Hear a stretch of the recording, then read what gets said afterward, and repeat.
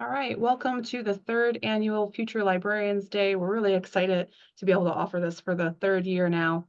I'm Amanda Lau. I'm the Outreach and Marketing Librarian at UAlbany, and I'll be kind of facilitating, making sure everything stays running this morning.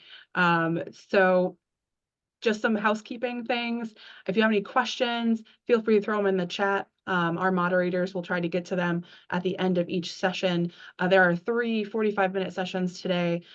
Each start on the hour, and then there's a breakout lunch at noon. Feel free to come back if you only are attending one panel and be able to ask our panelists throughout the morning more questions. And also, if you're not a SUNYLA member, I'm going to drop the link to join us. Students get 2 years free. New York State Library Science students get 2 years free. All other students get in for $10 if you're outside of New York State. So just consider that. It's a great organization. We do things like this. And of course, we have our annual conference coming up in June. And with that, I turn things over to Michelle. Good morning.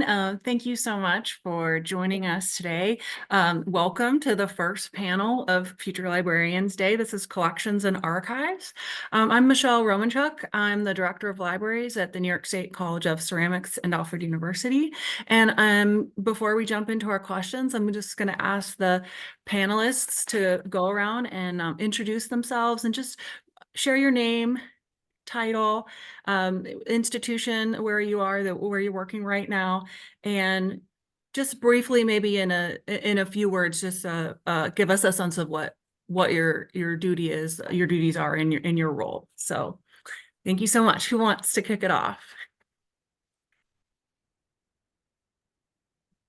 I actually think I entered the room too soon. I'm a public services librarian. So my name is Mary Kate Boyd Burns, and I'm a associate professor and a public services librarian at Long Island University's Post Campus. I'm happy to stay and talk with this panel as well. Or if you'd like, I can exit the room and come back in time for the public services room. You're welcome to join us and stay with us. Some people are participating all throughout all the panels. So yeah, but definitely if you do leave, come back for the public services one, but you're welcome to join us. Well, so how about if I just ask, looks like Brian unmuted. So why don't you start off the panelists introduction? Sure. Thanks for having me, and thanks everybody for joining this morning. My name is Brian Girout. I am the archivist and instructional services librarian at SUNY Cortland. And my job is of course to do both of those things. I'm the lone archivist here, so I run and manage the university archives here, in addition to doing subject instruction for the history and philosophy departments, and to do some information literacy instruction as well on campus.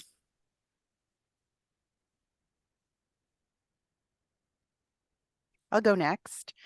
My name is Cynthia Coman, and I am a librarian here at Hudson Valley Community College.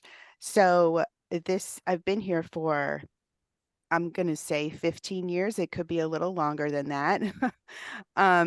So this is not my first position in library. As a librarian, I formerly worked at Albany Medical College at the Schaefer Library.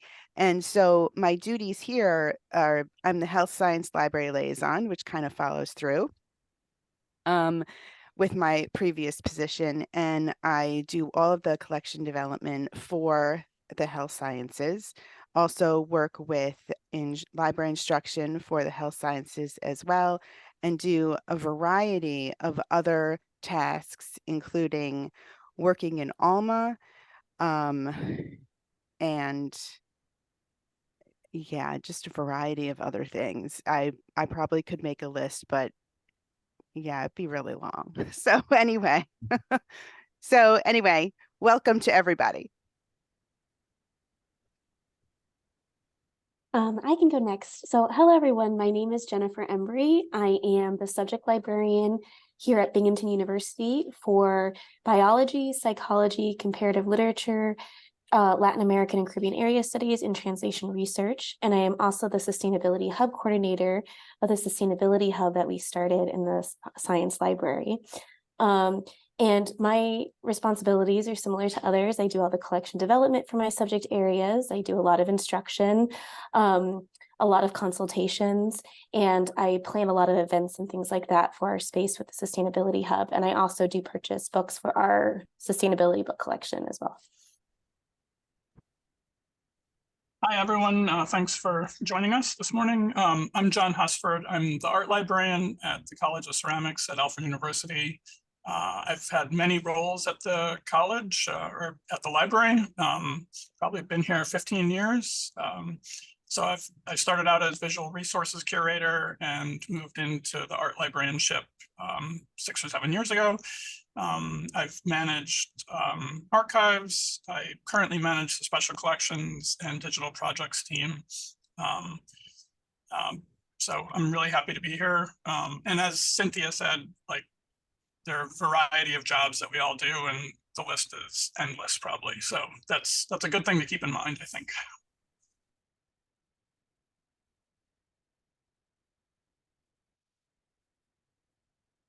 Great. Thank you so much, everybody. So I want to just start us off with a little bit of an overview that'll give everybody some context for those different roles that you briefly described. So I was wondering if each panelist would just take a moment to give us a little picture of what I kind of tended to say a typical day would look like, but then I know that the response is always like something about librarianship. There's just not really a typical day. There's so many things that can happen. I know your days can all look like different things. So maybe just take us through briefly, like, what would be the kinds of day-to-day, daily things, that activities that you might do in those roles that you just described? So since I'm really not in this particular unit, I will get to bat first. Again, I'm a public services librarian at Long Island University's Post Campus. A typical day looks anything but typical.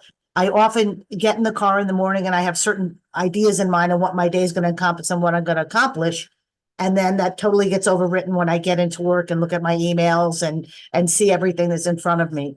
Again, I'm a public services librarian. So my day starts with, since I'm usually the first person in the building, I do the first reference service and chat responsibilities.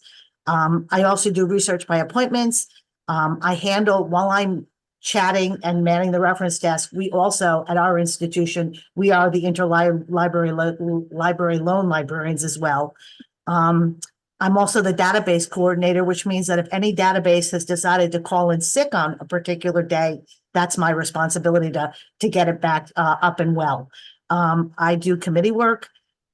We have at least one special project that as a faculty, we look to accomplish each semester. And that may be something like helping to do a conversion of our microfilm or fiche collection to digital, or we may be leading a particular area of our collection in general. I also work on committees and I liaise with the liberal arts department, a brand new program, which is physical therapy and the College of Veterinary Medicine. Thank you. How about Brian, what's a day like for you? Sure. So of course, I also work on the research help desk and regularly, sometimes I have open hours for the archives, which it's not atypical to get students, especially English and history master students coming in, and faculty here and there. So there's that sort of like walk-in public facing side of it, and I've been working recently a lot on our backlog.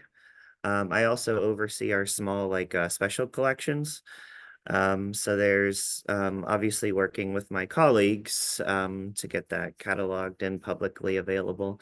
But I guess recently, if I were to answer that for my last week, it's been mostly working on our backlog, making that, accessioning, processing, and then digitizing materials and preparing finding aids. So every archive has some sort of backlog, so we're no exception.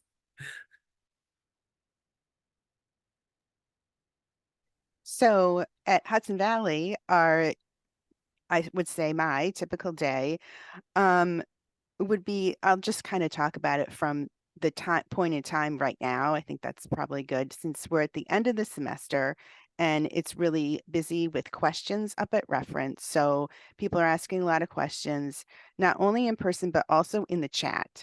So as a reference librarian, I have my hours on that. And actually we're all on chat all the time. So when you're at the reference desk, if you're helping somebody else can pick up the question. So that's, so we're doing that. Instruction has kind of gotten a little slower since we're at the end of the semester. We have like on Monday, 2 weeks left. Yay. And also we're coming to the end of our budget cycle where the college has requested all of our money to be spent by May 1st. So we're having budget meetings and we're spending all of our money for our collection areas.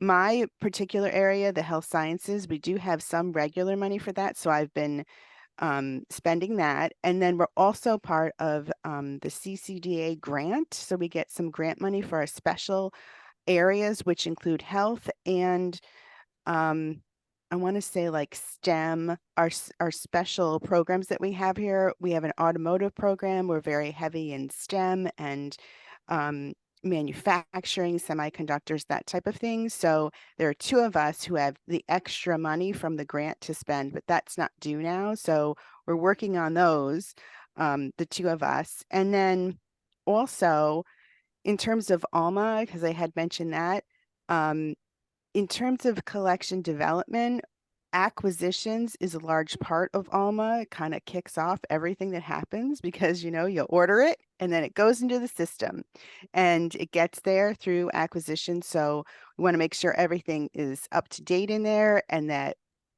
our reports that we run, which I'm also responsible for, the analytics are going to be appropriate and they're going to be accurate. So been doing a lot of that the last couple of weeks.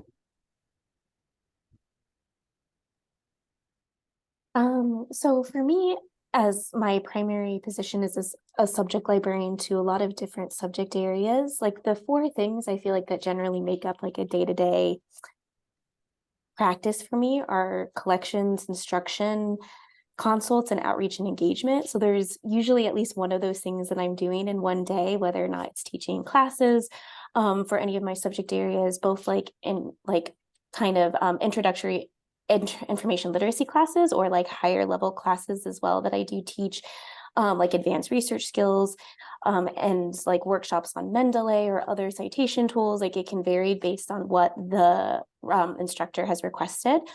And then a lot of consults with faculty, students, things like that, questions that are referred to me about my various subject areas.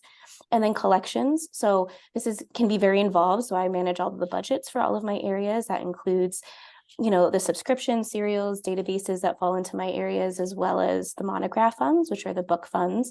And so I'll be looking at slips for different books to potentially purchase for my areas, but also like throughout the year, evaluating, ILL statistics, usage statistics for different journals and things like that to see what is worth keeping and what isn't. Like that work tends to like happen a couple of times a year. So it's not every day, but that is a component of a lot of the work that I do when evaluating collections. And talking with my departments a lot too about what their interests are, what things could be changed, what they would like to add, things like that. And then the outreach and engagement component is like planning events and engaging with my departments and like their research needs. So as part of the Sustainability Hub Coordinator, for an example, an event that I'm currently planning that we're going to do next week is a spring upcycling fair in the science library. So we're working with all these different clubs to bring them in to do different events related to upcycling that connects to a lot of the resources that we have here in the Sustainability Hub. So that's an example of kind of like an event that we plan, but there's lots of different ones we do throughout the year. But in all, it's really about relationship building. I feel like a lot of what I do can be tied back to that on campus. So I go to a lot of different events on campus. I participate in a lot of committees related to my work and in my departments and things like that. Hi, a typical day is probably all of everything that people have said so far. I'm already thinking about the fall, thinking about reaching out to liaison areas, about ideas that I might have, or just touching base with them at the beginning of the semester, because I know that a lot of the faculty leave over the summer. So I have to prep for what's going to happen in the fall where teaching ramps up. Working with the grad students on their thesis submittal now, and fielding a lot of questions about citations, format for those theses as they get ready in a week to submit them to the library, to their faculty. And then I'll also, over the summer, probably make time to post them in our repository. So we have 3 places that we have digital content. So our Aura, which is our Alfred University repository, the MFA thesis will go there. The images will go on JSTOR. And then we also have New York Heritage, which is New York statewide digital collections. So yeah, the average day is not average, but just it's always different. I think one of the things with working with special collections, I always just keep an eye out to make sure that it looks good. Our library, we have a big glass wall that separates special collections at the entry. So I want to make sure that the space looks inviting and well kept. So no books strewn about from the last user. So just basic stuff like that. Thank you. Thanks, everybody. That really gives us a sense of some of the more nitty-gritty and specifics that go into these different specializations that you have. And so along that theme, I'm curious how, each of you broke into this different type of librarianship. Even within this theme of collections and archives, I heard you all describe very different types of specializations. So, for example, Cynthia, did you follow a certain academic track? You're, working in health sciences now, or is that something that, you moved into later? I would have to say I sort of fell into it later. There was no health science track when I was at SUNY Albany. I think there was just academic. I think it was just all general librarianship and then the media specialist. So there were only 2 options. So I just did the general, and then my first position was at Albany Med. So then it's there that it got a lot of my experience. I mean, I got experience doing reference instruction. That's where I started out. And then doing, well, I didn't do collection development there, but I got into cataloging, actually, of all things. So I got involved in that. But then when I came here to Hudson Valley, that's where I really started to take my health science knowledge that I had from Albany Med and use it here, developing the collection, which included weeding a lot of stuff. I mean, we had duplicates, like 5 duplicates of some texts. I'm like, why? Why do we have so many? But so I got rid of those. And then adding more relevant information or things that I felt that, students would use, and then tracking. I think Jennifer mentioned tracking, keeping track of what people are using. I really feel that's very important in making a decision on anything that you're going to order. Check it, make sure, see what people are ordering. So to answer your question, it wasn't a track. I just fell into it and then took my knowledge and kind of ran with it. Yeah. Thank you. And so what about Jennifer or Brian or John? Do you want to talk about whether or not, you had followed a certain chosen path in library school, or if you picked up something or a couple of somethings along the way? So I guess I'll answer because I did everything completely backwards. I actually got my doctorate in history, and became a museum curator actually as my first job. And then once it was time to move on from that job, then I kind of jumped from working with museum objects and then became a corporate archivist, given my specialization from my doctorate and my curatorial work. And then I became a certified archivist. And then I started library school. So I kind of did things completely out of order, but it kind of all fell into place nicely. And I'd always really had my eye on academic libraries and museums and archives, just our academic lands generally. And when it felt right, I applied and here I am. So whatever route anyone in the room is taking, if it's working for you and you're happy, then you're on the right path. Thank you. Go ahead, Jennifer. Yeah, I'll just add that I do think that things kind of just happen a lot of the time, and it's just kind of the opportunities that arise. So I was a children's librarian before I went to library school, and that's how I learned about like the greater world of libraries when I was there. And then I went to library school. I wanted to be an archivist. That's what I thought I wanted to do. But when I was in library school, I worked at the EPA in their library. I really enjoyed like the special library studying with the government. And I was like, well, maybe I'll do this. And then I worked at the writing center at my college, and I really liked that. And when I was looking for positions, I was looking at archives, museums, things like that. And then this position became available at Binghamton, which was for a biology and psychology librarian originally. And it hit my interest in like environmental science and biology. And I also, my undergrad degree is in psychology. So I was like, well, this is a really good fit for me. This might be a good, like, early career position. And so I applied and I got it and I love it. And it's grown. Like, you've heard all my other subject areas, which I've kind of taken over from people that have retired or had promotions or things like that. And I love all of the things that I do. So it really kind of was just a nice opportunity. I think if something else had come up, my life could look really different, but I really like the work that I do. So I think that there's like a lot of different, like, I think just the nature of being a librarian, we all have a lot of different interests. There's so many different opportunities and ways that we can take things. So the flexibility can be really nice. Thank you. John, how'd you get into being an art librarian and special collections role?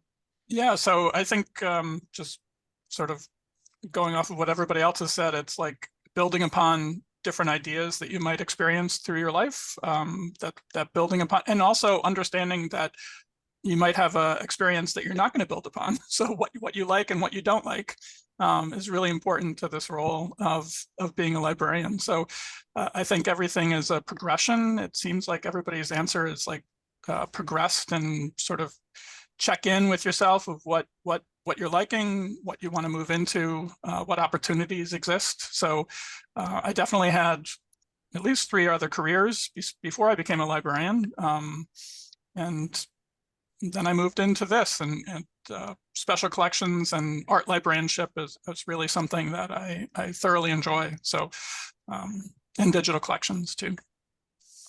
Thank you. That sounds like a strong theme for everybody, is that trying a lot of different things and then pulling all of that into your bag of tricks for where you might go and apply that. Definitely sounds like the norm. So I don't think you did it backwards, Brian. It sounds like everybody comes from various angles, and I think that makes for a really interesting mix of colleagues. And I have found that theme in my own professional journey and in people that I work with, that there's just not one way to do it. So that's a good segue to the next question question that I want to ask is that we have primarily here with us today Zooming, either library school students or professionals who maybe want to, are not doing librarian duties yet and want to consider shifting into that, or are considering making that transition. So what advice would you have that people could apply right now to help build their resume or their portfolio geared toward the specialization you're working in, or maybe pick one of the specializations that you all are working in, since we have a big variety here. So I'll start again with Cynthia. What practical advice would you have right now for somebody to build their resume or portfolio? Well, I think one thing is to just kind of keep abreast of what's happening in the library literature, and just keep like, there's so many listservs that are out there. So you can join those. You can also pick a few publications that you follow regularly to know what's happening in the library profession. You can also volunteer to do reviews for some types of things. Like, I know I don't do it anymore, but I did some media reviews for it used to be called EMRO. I don't even know if it still exists, but I did some media reviews for those folks, and I think I just emailed them. They were always asking for people to do reviews, so I just got in there and did it on the advice of one of my colleagues. So that I think was really helpful to me. And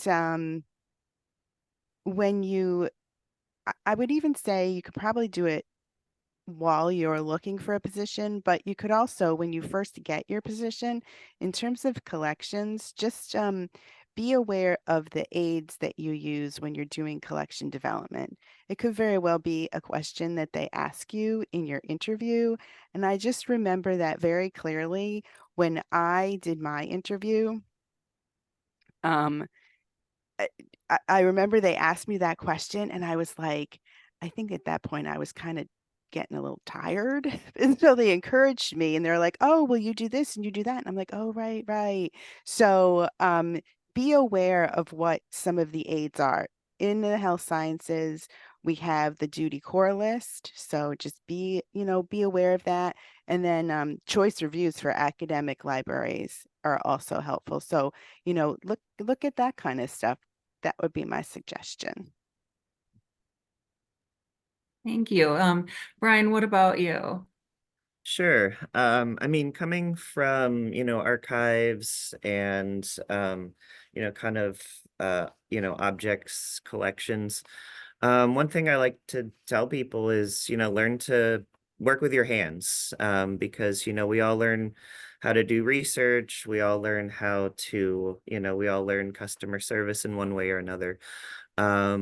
But, when you're looking at kind of working in archives, and I'll speak to the museum world too, just because I've seen so much crossover. Yeah, like learning how to handle, photographs, learning how to handle manuscripts, learning how to handle those old books that are falling apart but are super rare.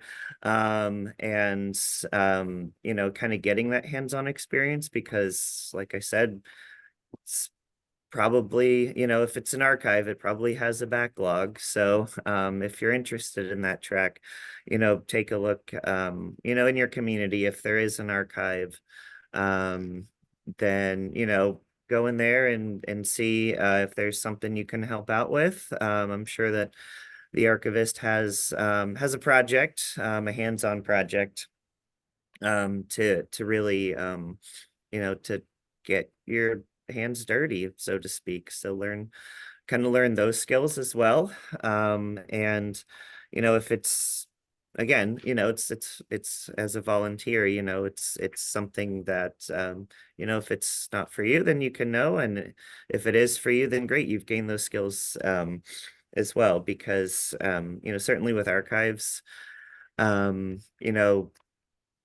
there's so many different things that could come through the door that could become part of your collection. Whether it's, I've seen paintings, engineering tools, elsewhere, and old photographs, manuscripts, books. So learning how to handle those things is an important skill. Thank you. So I'm hearing like maybe find opportunities to volunteer if you don't have the skills at the moment. And then Cynthia gave a practical suggestion of the people are I do agree, are often always looking for reviews and things like that. That's a good way to break in, especially if you might need something published. But Jennifer or John, do you have any other thoughts about practical opportunities or even courses for those who are still in library school, or any other kind of opportunities that you think would help strengthen a resume or a portfolio for our folks here? One of the things that I think is really helpful for something like this, if you kind of know what your interest is, you're not really sure, you haven't fully developed it yet, I still think it's super helpful to just look at different job descriptions, a variety of them that are being posted, and seeing what types of skills and that they're looking for, like whether it's knowledge of particular types of like software or programs or things like that. And if you don't have a strong background in that, then using that to like see if there's opportunities you can explore. If you're like a student and you have a student job, if it's not directly related to what you're doing, like seeing if there's like a special project that you can ask to be a part of, to like learn that skill or gain that skill. Or even if like you're not working in libraries at all, and like a lot of people go online and they have another job that's completely unrelated to libraries, if there's a way to like find an opportunity that can be really transferable to whatever that skill is that they're looking for in that job description, is really helpful. Like the example I have, my last year in grad school, I worked at the Writing Center, which like is not directly related to libraries when you think about it, but I did so many like one-on-one consultations, and I still think that the skills I learned from that were so transferable to like a subject librarian job, where you're meeting with people and talking about their research all the time, and like being able to ask some questions and really know what they're trying to get at is so helpful. And so being able to think of like a skill that you can learn on the job that you can then add to your resume or your cover letter when you're applying, to say like, I have experience doing this type of thing and it would really fit in this environment, can be really helpful too, I think. That's great advice. Thank you. John, what would you like to add? I would just only add that now's a great time to find out what conferences or associations you can join, because they generally have a student rate, and the conferences generally have grants for students to attend them. So apply for those. Most associations have local chapters, so see about joining those local chapters to become part of the larger national chapter, for sure. And I think just being open to every opportunity, like Jennifer said, like the Writing Center, it's like having that that knowledge of how a student asks a question is invaluable to working with students in a library setting, for sure. But yeah, so I would say just try everything, and then go to those conferences and join the associations when you can.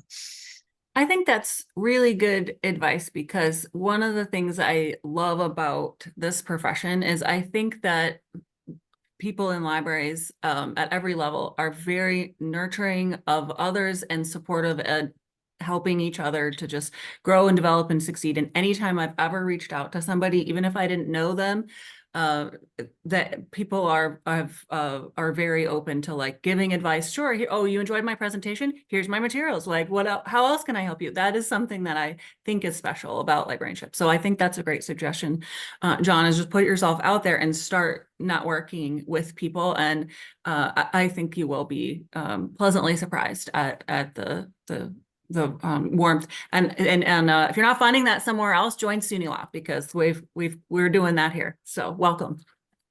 But I do see that there's a question in the chat. So I want to remind everybody that we have some questions that were submitted ahead of time that I'm drawing from and working into these questions, but it's not too late to continue to pop in those questions. And I'm going to start working them into our last 10 minutes here with the panelists.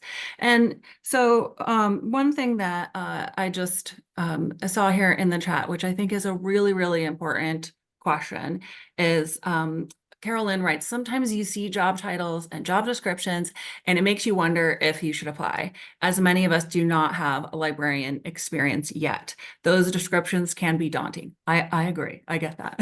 And I'm never sure if I should apply or not. So I immediately want to respond, yes, you should apply. But I also know that we want to fill that answer out a little bit more and help make that seem more believable, because it is daunting to job search at all. And Jennifer, this is reminding me of something that you touched on a second ago in your answer when you were talking about transferable skills.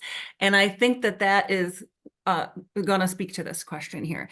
I think that let's just drill into that a little bit more, because if you're not in a particular field you want to be in, you can't always see what those transferable skills are. And I've often seen applications where just after seeing a whole bunch, I can almost see maybe what that person left out. I can start to infer it, because I can see, oh, they didn't know how relevant that is. I bet you they had 2 or 3 more bullet points they could have put under this job to really but how would you know that, right? You don't know what you don't know. So can you speak a little bit more to that about how to maybe really get a sense of how to break in, how do you sell that? How do you explain, how do you figure out what your transferable skills are? How can we help everybody see that, yes, you should apply? So what I really like, I agree. Like my first thought when I saw that was like, please apply, like, because we really do want to see people that are passionate about the job, that want to do the job, and the experience, like so much experience can be transferable, talked about in a way where you can make your case. I really think when you think about applying to a job, like to think about it like you're trying to make your best possible case of why you would fit in this job. And you don't necessarily have to meet every single bullet point. I think that there's a lot of research on this where like there's so many people that are discouraged because they're like, I don't meet 100% of the criteria, and that's okay. It's still definitely worth applying.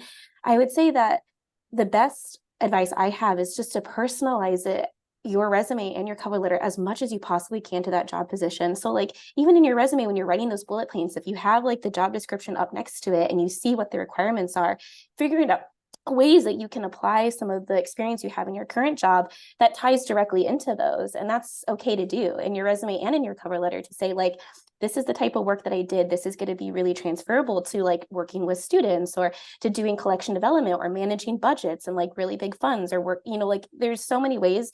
And if you just draw those connections really clearly in your cover letter and in your resume, I think it makes a really strong case. I think that that's what a lot of people are afraid to do, or they kind of bulk apply to things. But if I see like a person has a lot of experience, but a really generic cover letter, or they don't really tailor it, I will always pick the person that has like really taken that time to draw those connections, to be like, I really want this job, and this job description like can fit really well into this, and that kind of thing. So I think that's important to do, but I definitely think it's possible, and don't be too daunted by it. I know it's hard, but just apply. Yeah, I kind of want to bounce off of that, because like it in the way I understand, like it's kind of like it comes down to like language basically, and transferring, and like as Jennifer was saying, like communicating like what you've already done and how it applies to what you want to do. Like for example, I do instructional sessions here at SUNY Cortland, teaching students how to access our archival materials, and teaching history students how to use our databases and things like that.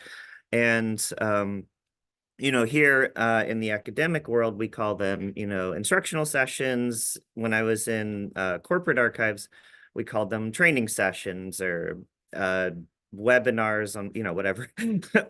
There are a few different words, but essentially I'm doing the same thing. When I was in corporate, I was teaching different people around the company how to use our digital asset management system, so people could go out and actually and access what we had in the archive there. And I'm basically doing the same thing here, just they're called different things. So if you are able to just say like, oh, I did that, just we called it something different. So think about okay, I did this at, this one place. Now this other institution is calling it Y, then yeah, just, draw that connection like Jennifer said.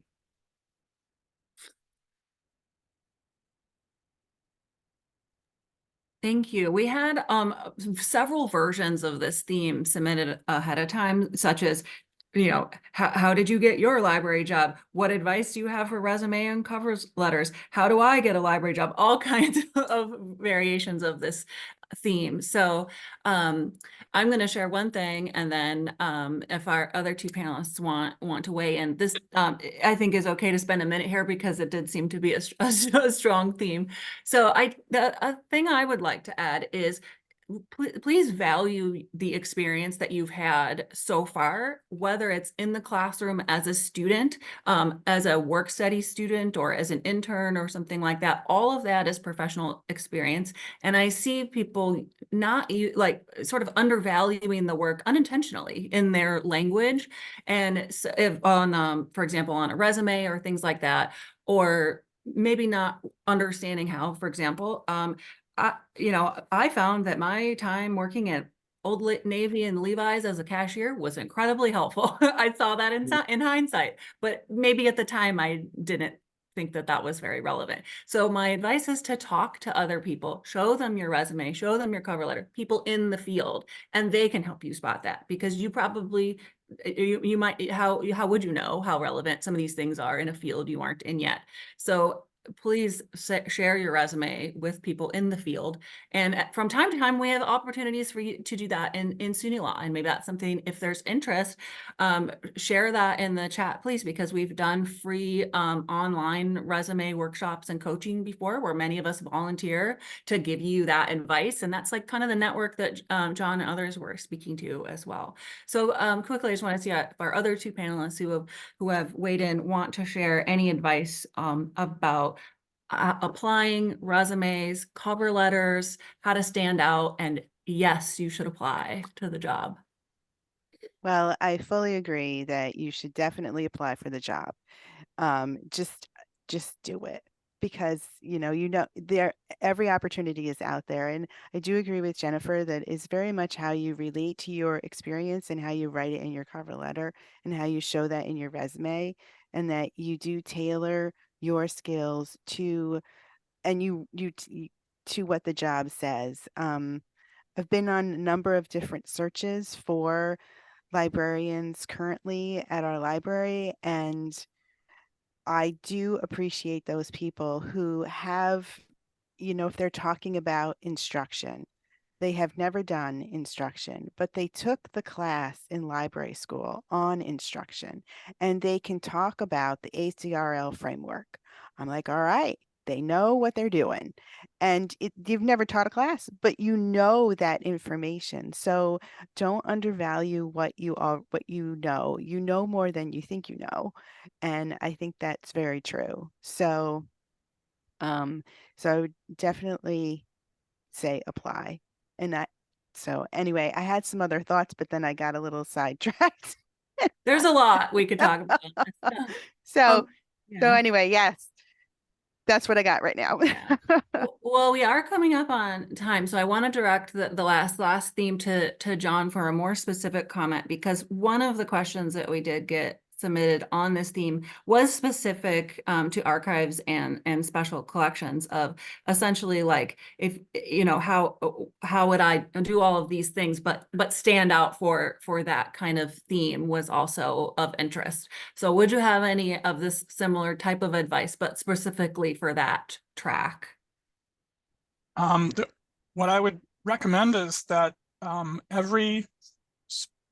shouldn't say every, most small villages, towns have an archives, and they would love it if you volunteered at their archives. So volunteer and get that experience. There are untold reasons why you should do it, but to add it to your resume is really good. To speak to people in that village or town, and usually they're older people that have experience in the village or town, and that's a great experience to have just lifelong. So I think volunteering at an archives, if you're interested in that, is so important. And I would also say, just to piggyback on the last question, I recommend that you update your LinkedIn account if you have one, because when you apply for jobs, people will search for you. It's just natural. And so having your LinkedIn account sort of match your resume in some respect, not completely, but that's so important that they match with your experiences and that kind of thing. I think that's great advice, and it kind of brings us around to, that's also going to lead to networking, to people who could look at a resume for you, at a cover letter for you, people who could introduce you to somebody else, like all of those kinds of things. And then in the meantime, you've got some additional experience to add to your resume, or you have found out what you don't want to do, which is valuable as well. So thank you, everybody. We are right at 9:45 here at time, so we want to respect the transition to the next panel. I really want to thank everybody for joining us, and remember to use what is available to you, and that includes this network of SUNYLA. We have people waiting to support you and give you whatever advice you or support you would like to have. So if you're not a member, please join. I am not paid for this pitch. It's something that has been very, very valuable to me in networking and meeting colleagues. So I'm going to turn it back to Amanda, and I just want to thank our panelists and for everybody who's joined us this morning. Thank you so much for your participation. All right, so we're just about at 10 o'clock. This is the second panel of Future Librarians Day 2024. We're going to talk about public services. So if you're just joining us for this panel, you're going to have an array of folks that fall kind of under the public services category. Again, some housekeeping. If you are not a SUNYLA member, student membership is free for New York State affiliated library schools for 2 years. And if you're from out of New York State, it's only $10. So pretty good deal. And of course, I'm going to pitch that our registration has gone live for our annual conference in June at Buffalo State University. It should be a really good time, and it's a very, very affordable conference. And with that, I will turn things over to Jillian Keogh, who is our moderator for this panel. Hi, everybody. Thank you for coming. I'm Jill Keogh. I'm the library director at Maritime College. I will be moderating this. So just wanted to take a few minutes and have the panelists introduce themselves. If you could give your name, your title, your institution, and your primary responsibilities. So we can just run right down the list and start with Danielle. Hi everyone, I'm Danielle Applebaum and I'm the Scholarly Communication Librarian at Farmingdale State College. While I do participate in reference and instruction, my primary responsibilities are to help faculty navigate the publishing process with an emphasis on open access publishing and navigating copyright both in and outside of the classroom. And I also manage our institutional repository. Nicole? Hi, everyone. Hi, everyone. I'm Nicole Baker. I am a research and instruction librarian at SUNY Brockport. This is my first full-time library position, so I'm very excited. I'm loving every minute of it. But what I kind of do, I also cover a lot of reference services. I work at the reference desk. We have chat reference services as well that we monitor. And we have a liaison kind of layout at our library. So I have 5 departments that I mainly work with. Helping students and faculty with their research, assisting with finding sources, helping with citation, things like that. And I also do instruction specifically within my departments, but also for some of the general education classes, teaching information literacy, evaluating, finding sources, things like that. Hi, everyone. My name is Mary Kate Boyd Burns. I'm 25 years at Long Island University's post-campus library, where I'm a reference librarian / public services librarian. I do everything from interlibrary loan, teaching, committee work, research by appointments, chat reference, my responsibilities really run the gamut of public service.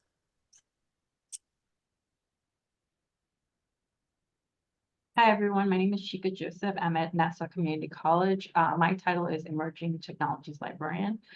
So that mainly includes all the website, the back end of the website, even though we do use LibGuides, but I do code it, and we try to come up with a new design every couple of years. And also, I help with purchasing, with the vendors and everything. I also do reference, and we also teach, and we have a lot of committee work on this campus. But most of my work involves just making the website easier, and new, technologies, not educational all that much, but more of access to library resources. Good morning, I'm Erin Wilburn. I'm the Access Services Librarian at SUNY Broome Community College in Binghamton. My primary duties involve the circulation desk, staffing it, the backside of doing, loading patrons with our Alma automation system, making sure that our course reserves are working properly. Interlibrary loan reports to me. I also do reference and instruction. I'm liaison to the psychology, physical education, and physical PTA, the physical therapy program. People always joke that I got all the departments that start with P. I've done everything from crawling under desks to, fix network connections to printing on our large format printer. So displays, outreach, marketing, I've done almost all of it. And I've been here at SUNY Broome since 2019. Prior to that, I was at another community college in the SUNY system. And prior to that, I was at a 4-year private school out of state. So. Great, thank you, everybody. So we have a really good mix of responsibilities in the room, and they're ready and willing to share their expertise with everyone. So I have a couple of questions queued up in the slide deck. Some that came through the survey that was available during registration. So we'll spend about 20-ish minutes answering some of these pre-formatted questions, and then we'll spend the remainder of the time taking questions from the Zoom room. So we can just move right along. If I could figure out how to advance my slides. There we go. So what are some good things to focus on for a resume or cover letter, especially when you don't have much experience yet? Do you have any advice for getting this job, and how did you get your job? Just to reiterate something that was said in the previous panel, focusing on tailoring your resume, your CV, and your cover letter to the position that you're applying to, I think is the most important thing. And I think sometimes people get, bogged down with the fact that they may not have a lot of experience in terms of addressing this. But I think if you really take a step back and you focus more on the verbs in the job ad than the specific tasks, you can start to see where you've done similar things that may be transferable to the position that you're applying to.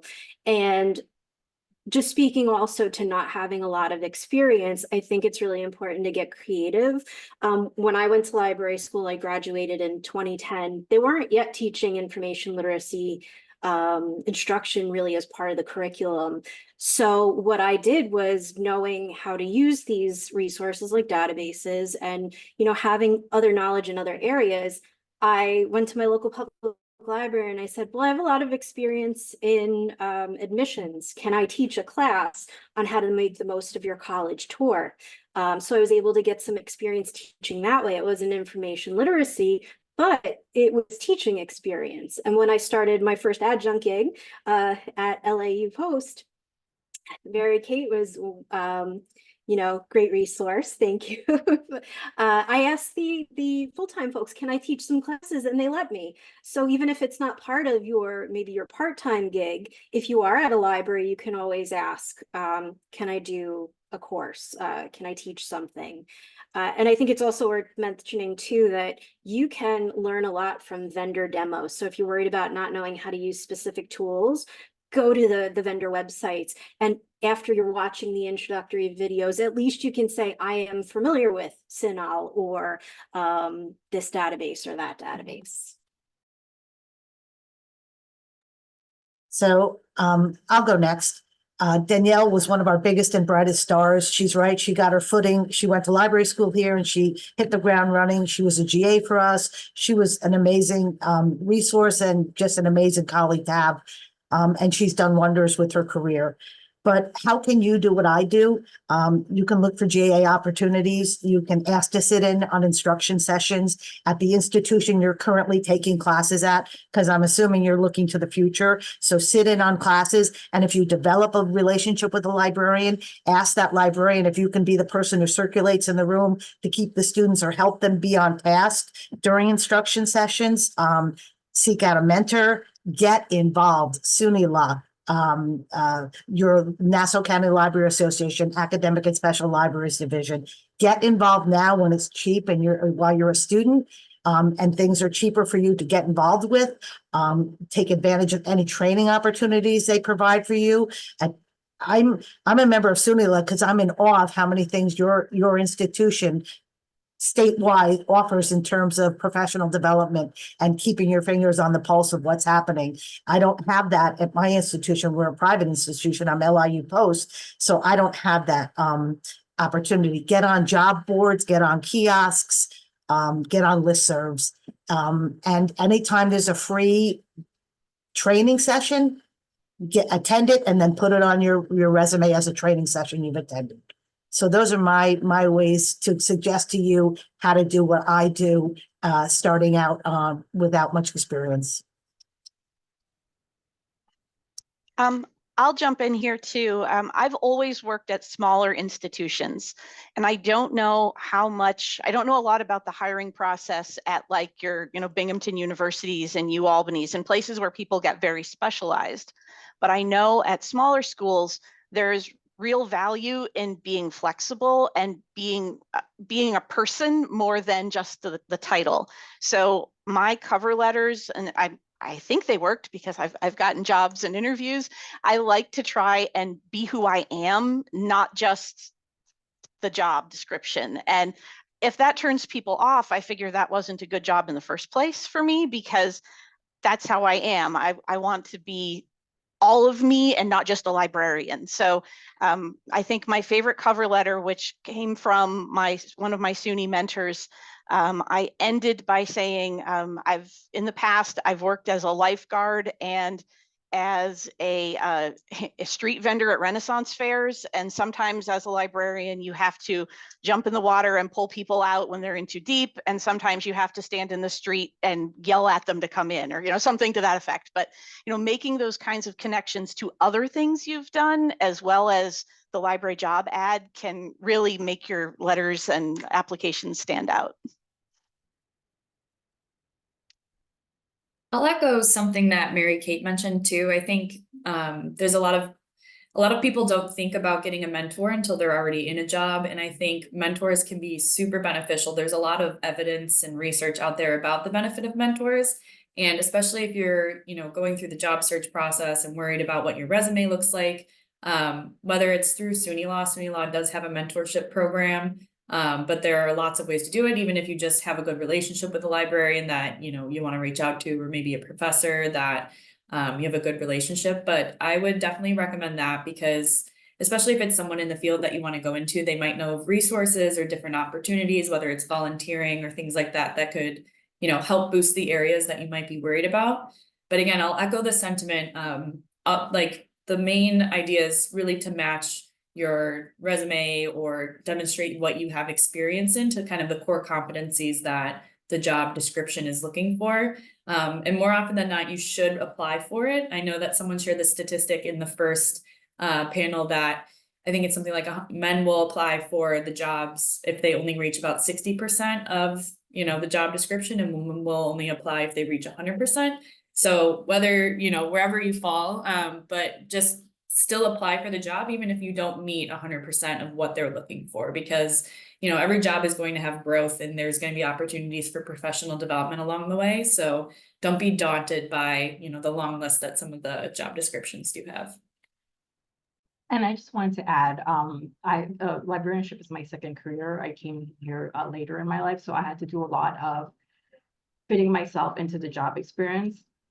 And initially it was a little bit of a struggle, but it actually ended up being well because I actually was an attorney before. So they said, oh, can you do a reference interview? I said, yeah, I see clients all the time. I have to figure out the story to go to court. They said, oh, can you teach? I said, yeah, if I'm in court litigating and getting yelled at by judges on the other side, I think I could teach, you know?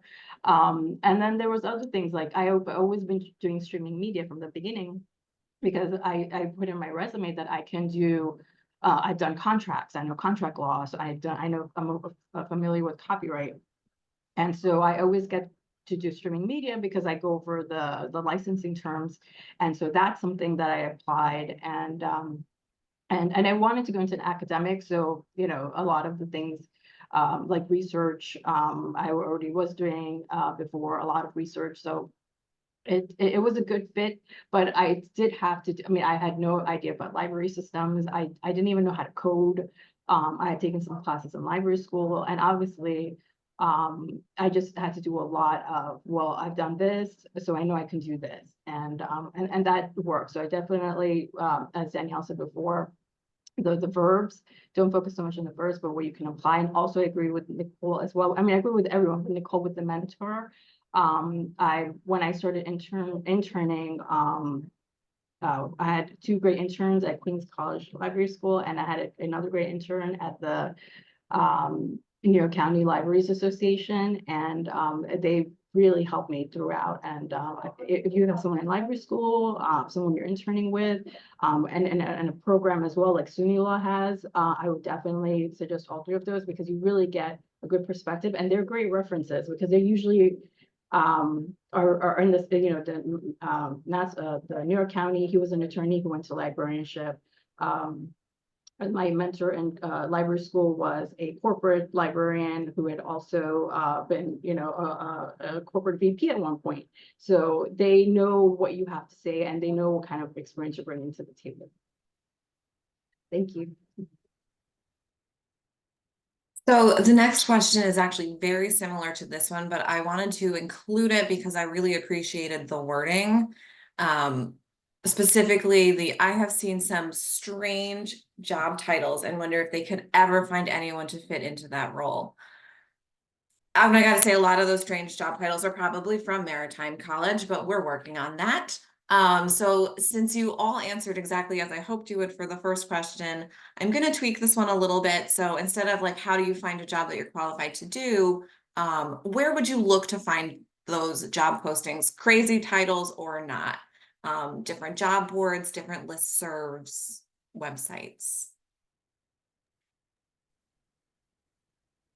I personally, aside from the SUNYLA listserv, I'm also a member of the LibCirc listserv, which is where a lot of public service jobs get posted, and I can share that in the chat. We have a library school with our institution, and we have something called the kiosk. Students who are enrolled in our program can receive the leg up on potential jobs by joining the kiosk. But I know that there's also one for NCLA. There's lots and lots of listservs. Listservs are where jobs appear. Not only that, but like LinkedIn has a academic librarian section. You have to, it's not going to be easy. It's a job. It's a job to find a job. You have to work every day towards making connections, learning new skills. Literally what Danielle said before is true. The vendors have amazing, if you're saying they want CINL, I don't even know what it is. Go to your institution that you got your degree at if you've already graduated. If not, you're there and you have rights to it. Go and sit down and watch the vendors' videos on how to use the resource so that when you're sitting in an interview situation, you can speak with authority about it or what confuses you about it. It really is self-driven.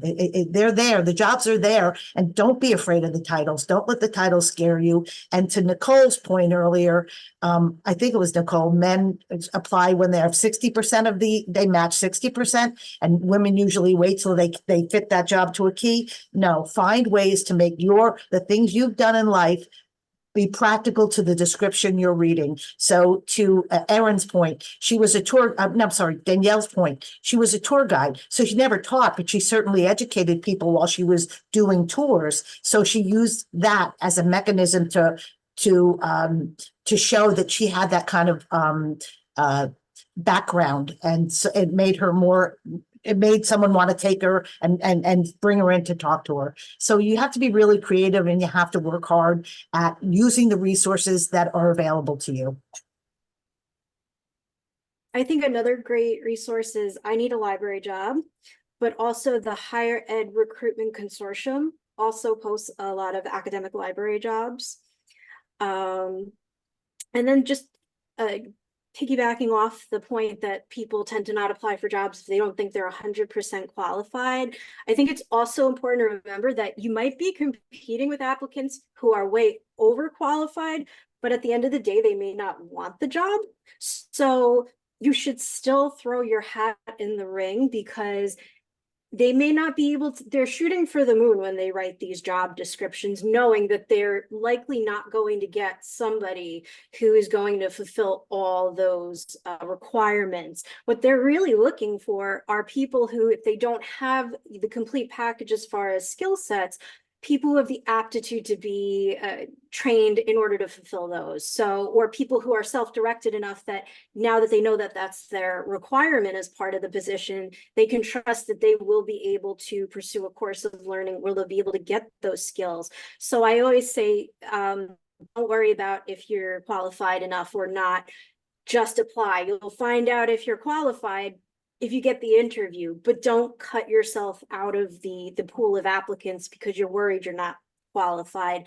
They'll do that in the first round of reviews if you're not. So you have to be in the search pool in order to get an interview. So just apply. Yeah, I'll second. I Need a Library Job. I posted the link in the chat. That one's very nice because it does separate out by location too. So by different states.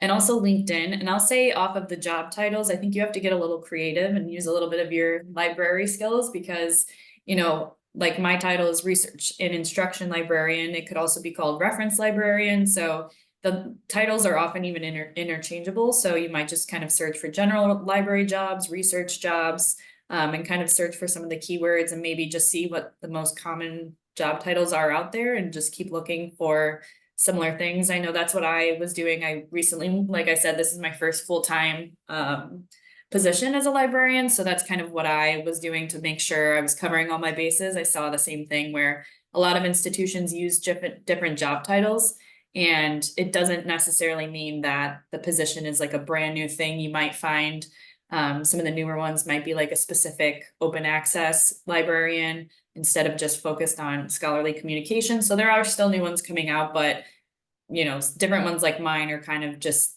interchangeable job titles. So don't be scared by the title too. Just do be sure that you read further in to see kind of what they're asking for that position. I think I had something else. But I agree with the sentiment of, you know, getting your foot in the door. It's also a great way to meet people and kind of make the connection. So, you know, maybe if it turns out that you don't have the right experience for that job at that time, making sure that you just do put your best foot forward. I think we've seen in some interviews that we've had some candidates that really just don't even seem like they want to be here. So I think making sure, you know, not that you have to oversell yourself in any way, but, you know, kind of being yourself, like Erin said earlier, but kind of showing that you are interested and you're excited to learn. And, you know, maybe I don't have experience in XYZ, but I'm so excited to learn about it. Or, you know, here's the steps I'm taking to learn more about it. Things like that, just to kind of show that, you know, you are interested to be there. I think that that's an important thing to make sure that it comes across.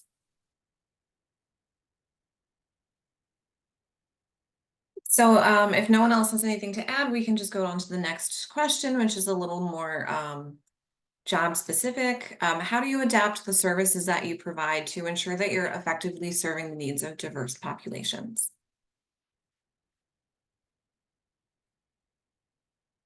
Anybody? For me, I put together a lot of materials. So making sure just that they're accessible is one way. You know, making sure if you're doing videos, you have all the captioning attached to it so that multiple audiences are able to utilize those materials, making sure that if I'm creating anything with images, I have alt text attached to it. And then also just being flexible in terms of meeting your users in the way that they want their services provided. So I serve in my capacity as scholarly communication librarian faculty for the most part. And sometimes it's just a matter of being like, do you prefer an online meeting? Do you prefer an in-person meeting? What would you prefer? You know, in terms of the format of our getting together so that you can get the information you need to either find the publication you want to publish in or find the open educational resource you need for your class. So sometimes it's just a matter of letting the user tell you what works best for them and then working around that. Yeah, I agree with what Danielle just said. Because I've gone from working from a law school library to a health sciences library, and then and this is my first time in a college, and on top of that, a community college. So I really had to bring down. I had to adapt my services tremendously because there's a different a grad student is a different type of student than an undergrad and a community college student. So one of the first things I did, I actually observed a lot of the librarians teaching and doing reference because the questions were more wide too for reference. Like in law school, it was just like, law related, that's the one subject you're doing. And health science, it was just medical related stuff. Here, there's literature and, computer science. And so you have to be a jack of all trades. So I definitely did observe a lot. I also looked at all our LibGuides because we try to do LibGuides for each discipline that's taught on campus. And then I realized it wasn't just about, and then getting access to the service because they just came from high school, which was a totally different thing for me. So they had like a K-12 library that was kind of fed to them. Depending on what school district they went to. And then so here, the first thing they did just to make the services much more adaptable, they changed our website. Before we had something that was it was overwhelming. It was a lot of information on the page and there was a lot of links. And so we made it, we actually surveyed the students and said, what kind of website would you like to see that looks inviting to you, that doesn't overwhelm you? And so we changed up I coded a new library website, which was good. We did the designs differently. We did the alt text.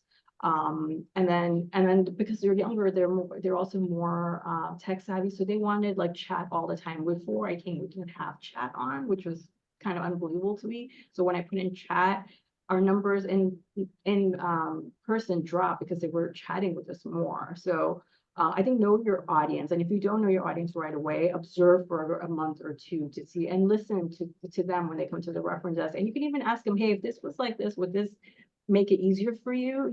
Ask when they come around and ask the professors, hey, what do you see in your classroom that the students would like to see in the library? And if they told their professors, they said, oh, we would like a lounge area. We want a third floor area that's open wide so we can like just sit around and do things. And we want a popular read section. So they will voice the services they want and the things that they're looking for, but you have to find who are they voicing it to. So you could be one of them, their professors, the most popular person on campus. Sometimes we talk to certain staff because they have connections. So like, I would just say, just get around campus, see where they, gravitate most toward, what buildings, and ask the people there, because they talk about this stuff. They just not might be talking to us. I think the other thing to keep in mind as someone who's centered around the circulation desk and the services that are provided there is to be aware of what limitations you have and what changes you have the power to make. Because I know there are certain mobility issues, visual issues, things like that I can't do anything about because this building was built in 1965 and has been retrofitted a million times over. I also kind of know, certain textbooks are only available in certain formats, and I can work with our accessibility offices to try and get, visual aids and audio aids and things like that. But, there are certain things I can't do. The other thing as a marketing person is to be sure that if you're doing displays and you're thinking about, what kind of public facing things you have, that you try to include diverse populations that way, whether it's, race, gender identity, cultural background, all that kind of stuff. I came from a bookstore world as well. I worked at a bookstore in the mall through grad school, and the power of the right book facing out to the right person is really a big thing that I think a lot of us tend to overlook when we're thinking about our what kind of services we're providing. It's also what kind of face are we presenting, so that's important too. So the next question, it's going to be the last question from the slide deck, and then we'll open it up to the audience. If there's no questions from the audience, I have extra questions to ask all of you. So this came up earlier during the introductions. But what does providing information literacy look like to you? And a question that I ask myself every single day is, how do I get better at teaching information literacy? I'll start with this one. So for me, I think, so I'm also a career change. I was a high school special education teacher, and then I worked for a couple nonprofits before moving into librarianship.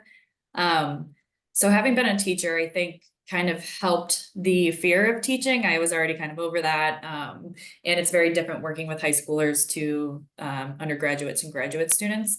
And I think information literacy teaching happens kind of every time you're interacting, right? So whether I'm at the reference desk or I have an appointment with a student or I'm actually teaching in a classroom, I always try to take the chance to, right, you're supposed to be helping the students or the faculty members learn how to kind of be able to do this on their own, do it more efficiently, do it better, do it so that they're reaching their goals. So whether that's in the classroom, and again, classroom instruction will depend on what the students are working on, what the professor needs help getting the students to understand. I teach a lot of the introductory English courses, and a lot of that is kind of how to find sources. So, teaching how to use the databases, how to look through what the library has access to. And then the next level of that is, how do we evaluate the sources that we're looking at?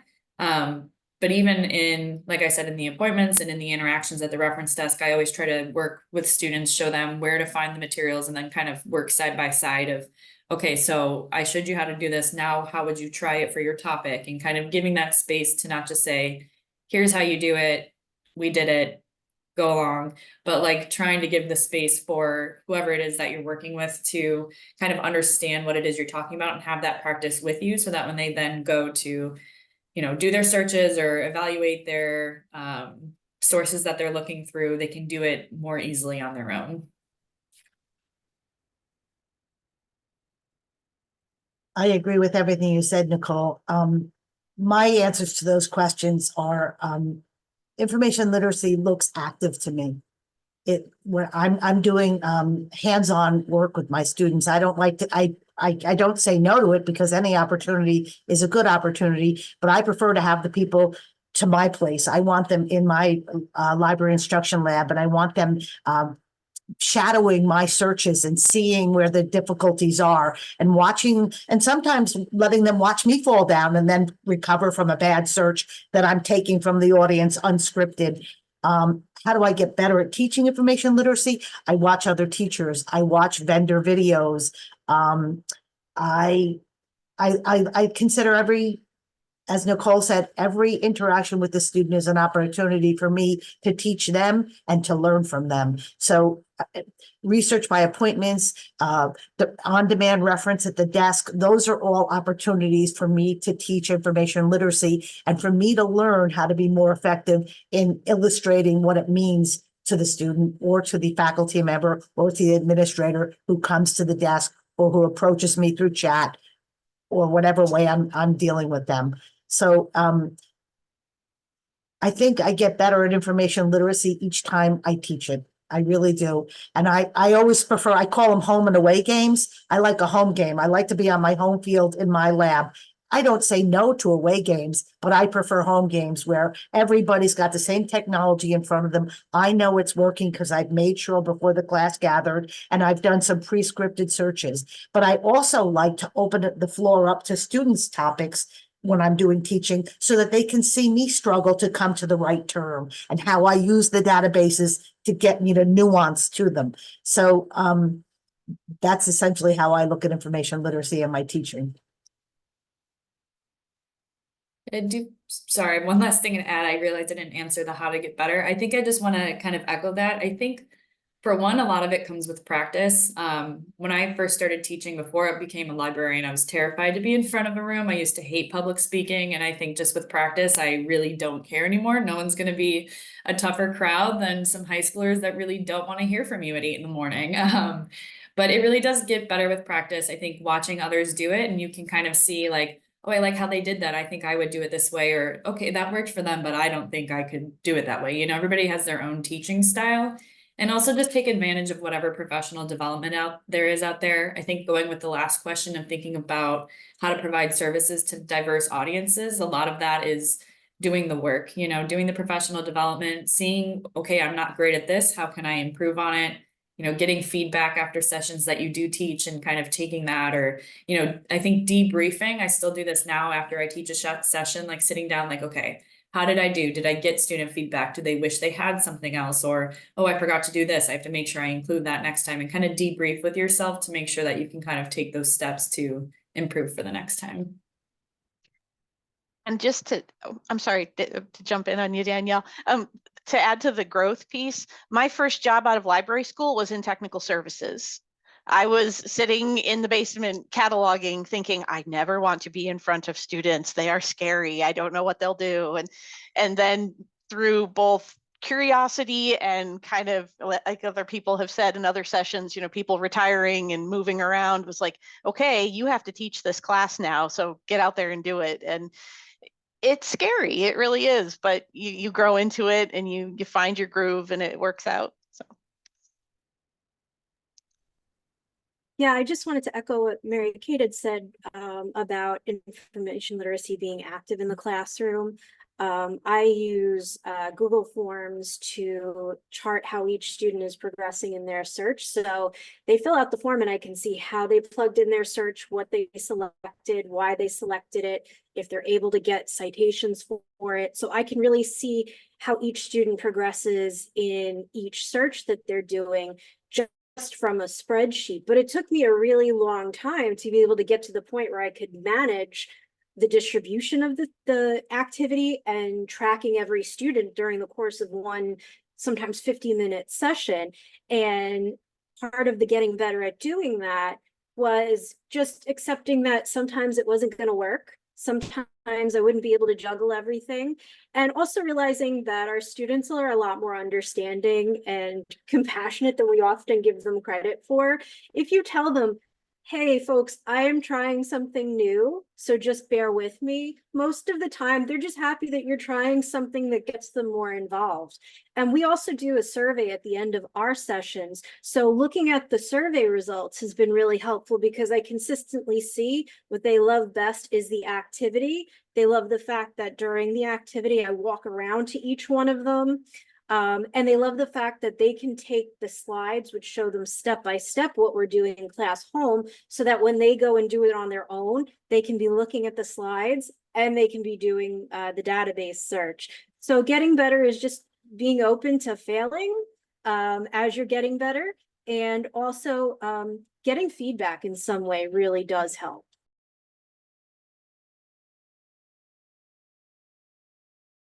Okay, great. So we have actually a question in the chat. Hopefully more come through. I'm going to leave the PowerPoint up because Lord knows I won't be able to turn it back on if I turn it off. The question in the chat was, do universities provide a moving stipend or advance on pay so you can move? Which actually I think I can answer as part of administration, and that it really depends on the school you are looking to be employed with. I know at my institution, there is a mile radius. I think you have to move more than 100 miles. There's a cap, I think it's $2,000, and it comes out of the library's budget. So it varies year to year on if I'm even able to offer that stipend. Anyone on the panel have any experience with that where you offered a stipend if you moved a great distance? I'm not aware that our institution, which is a private institution, does anything like that unless it's somebody really high powered, like a high powered researcher. And certainly nobody on the library faculty has ever benefited from something like that. So I think that if it does exist, it's only at my institution, I should say, it's only for upper level researchers. And even then, I'm not sure it isn't just some small sum. I don't think it's anything huge that you could depend on. I know here at Brockport, I think the moving expenses are up to $3,000, but that's actually interesting, Jillian, because I'm not sure if that comes out of the library budget or if that is the school's budget overall. But I know that here we do have a relocation budget on top of like starting funds too.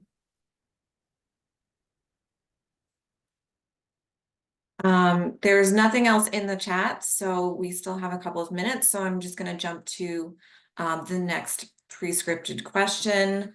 I did kind of group like things together on this one, as you can tell. Are you on the tenure track? And if you are, what does that process look like?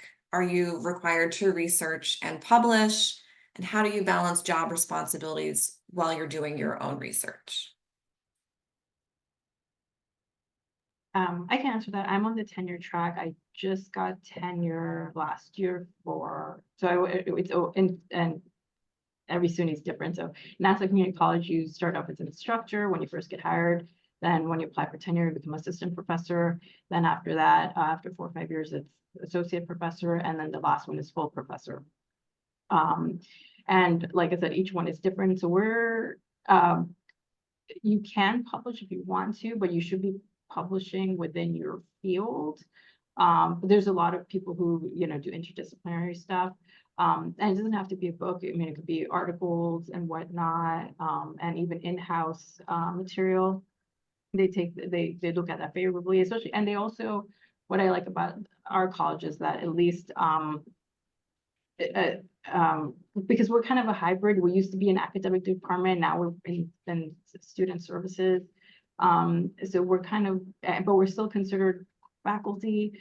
But they look at our job duties. They're not going to apply my folder, tenure folder, or tenure track folder to a professor because it's a little bit different. Our job duties are different. And we are required research, not so much. Definitely when I was in law school and when I was in health sciences, we had to research more, but our job duties here is mainly helping the student research. At the other 2 places, I had to do research for the professors. So I'm kind of glad to be out of that. And now I focus on my own research, which is good. And then balancing the job responsibility is a little bit tough because we are required to be on a lot of committees to get tenure. I think that's one of the college's core focus. How do you contribute to the college? So our first tenure application focuses on dedicating your service to your department. Then it's to the college for your second promotion, and for the third promotion, it's for your college and for your community. And community being, it could be something local in Nassau, and it could be other libraries and library associations and all of that. So they definitely want you to span this, not just education, they want you to give back as well. So it is a lot. I'm on 5 different committees, and you do have to put on like campus events and just the day-to-day with the committees, like recommending action for students. And you can pick any committee you want to be, and there's some elected committees as well for like academic issues. So you definitely have to wrap yourself around the whole college process. You can be like, I'm a librarian, I'm just gonna stick to the library world. No, I'm on academic standing, I'm on the committee for persons with disabilities. I've been on applied learning. Like you definitely have to, you can't just stop at I'm an MLS and I only do this. No, you really have to learn what the rest of the college does, what other people do. And then balance your job responsibilities and also your promotion based on how can I help this department or how can I help this? You know, it can't just be like, I only help my library. So you definitely have to come out of that. It has to be a more universal approach. I'm tenured at my university. Again, I'm not a SUNY. I'm always sort of somewhat thrilled to hear the different variations within your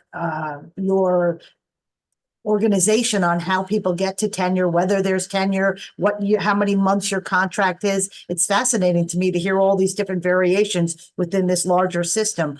But my institution, you're evaluated on three criteria. It's teaching, which for us is librarianship. We also teach. I teach outside of my discipline, but I'm not evaluated in that way for the purposes of tenure. So it's really my work as a librarian, my individual research, which is very important and weighs very, very heavily at this institution. And not only that, but with our last contract, we now have post-tenure review, which means that we have to continue our research beyond tenure, which a lot of people don't. I have, so I'm okay with that. And then the third component is service to the campus community and to our profession through things like this. It's tough to get tenure. I considered it a foot race, and I always had to keep my eye on all three of those balls and make sure I was doing well. We are required to do research and publish. Another thing that I find fascinating is the SUNYs, some of them have hard and fast rules, 2 articles, both peer reviewed. There's no number at my institution. So, you know, when you tell a student, when is my paper done? And it's when it's due, you just have to keep writing at my institution. There's no necessarily, I hit 3, I'm good. I've got 3 peer-reviewed publications. That number is not, it's not known. It's an X factor. So it's something you have to constantly work at. And how do I balance my job responsibilities with doing my research? To be perfectly honest, when I'm 25 years here, when I first started here, I used to sleep here on weekends because I had little kids at home and I needed to get that research done. And then I got smarter and worked better. So it became a part of every week. I worked in X amount of hours of either reading or writing towards publication. So it is, to me, I literally describe it as a foot race, and I'm trying to pace myself through the 7-year process to tenure. There are reviews at year 2 and year 5 that let you know how you're doing, whether you're going to be reappointed, so to speak. So there is some, you do receive input.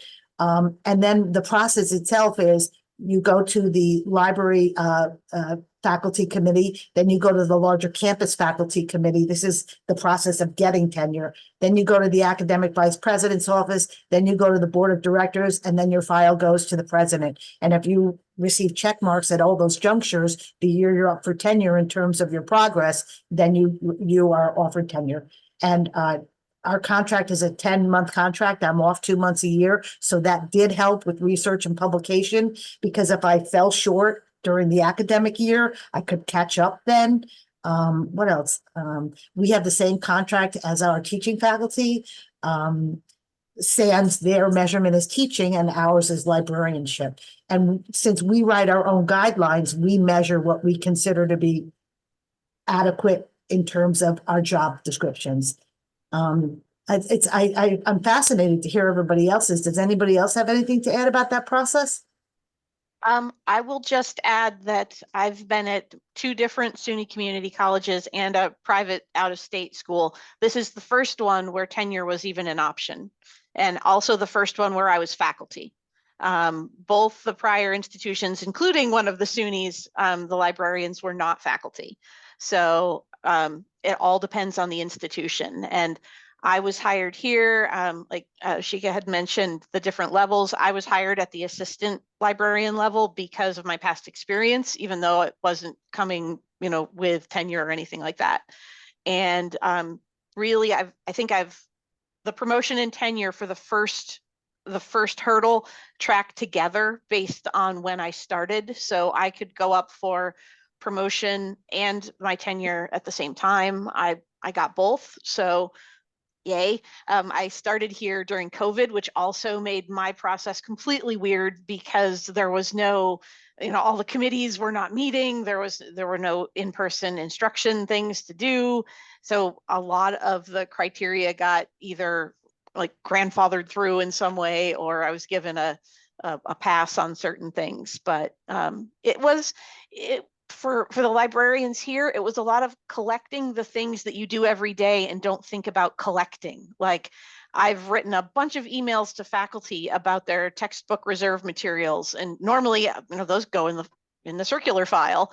But my colleagues, who are very good peer mentors, said, make sure you save all that and put it in a folder and document all your communication with these people. And this display that you put up in the display cases needs to be photographed, and things like that. So Erin, I have a question for you as a future librarian attendee at this point.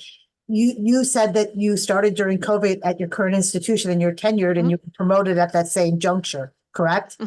Yes. So how many years is it to tenure at your place? I started in September of 2019, but I started after the first day of classes. So I believe it's 3 years. But because basically I worked from the middle of September of 2019 till September of 2020 without that counting toward anything.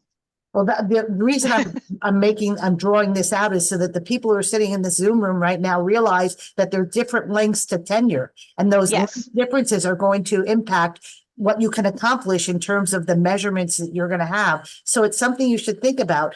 I have one more question for my panelists.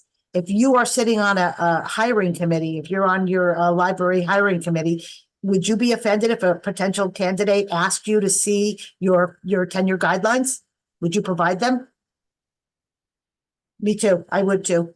And you guys should ask. If you're sitting in that chair, ask. Yep. So we are just a few minutes over time. I know we're having a great discussion about this.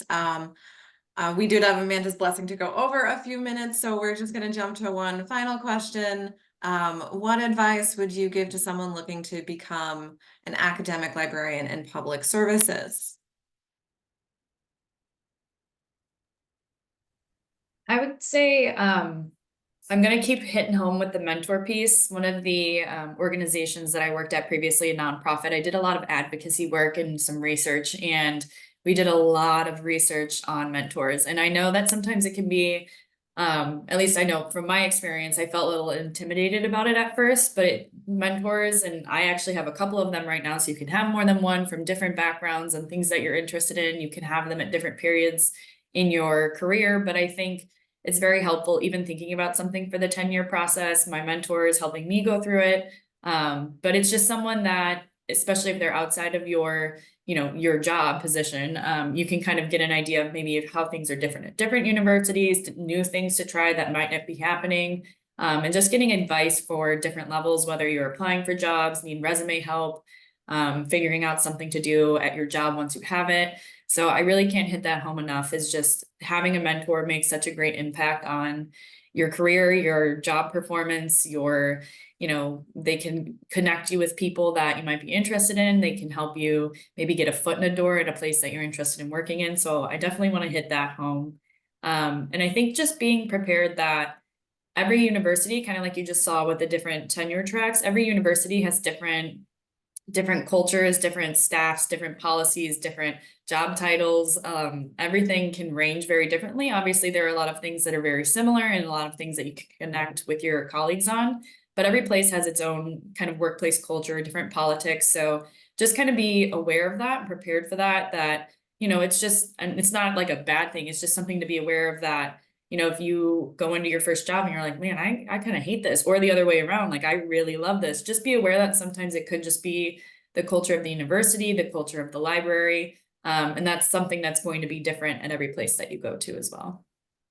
Thank you so much. So we're at 10:50, so we're going to wrap up now. Thank you so much to the panelists for sharing their insights and their expertise. I know it's immensely helpful for me to hear from my colleagues, but those future librarians in the room, this is so wonderful for them. If you haven't been following the chat throughout, there's been a lot of supplementary discussion and answers from some of our other colleagues who are also on the call. So make sure you take some time to look through that before the next panel starts at 11. Thank you so much.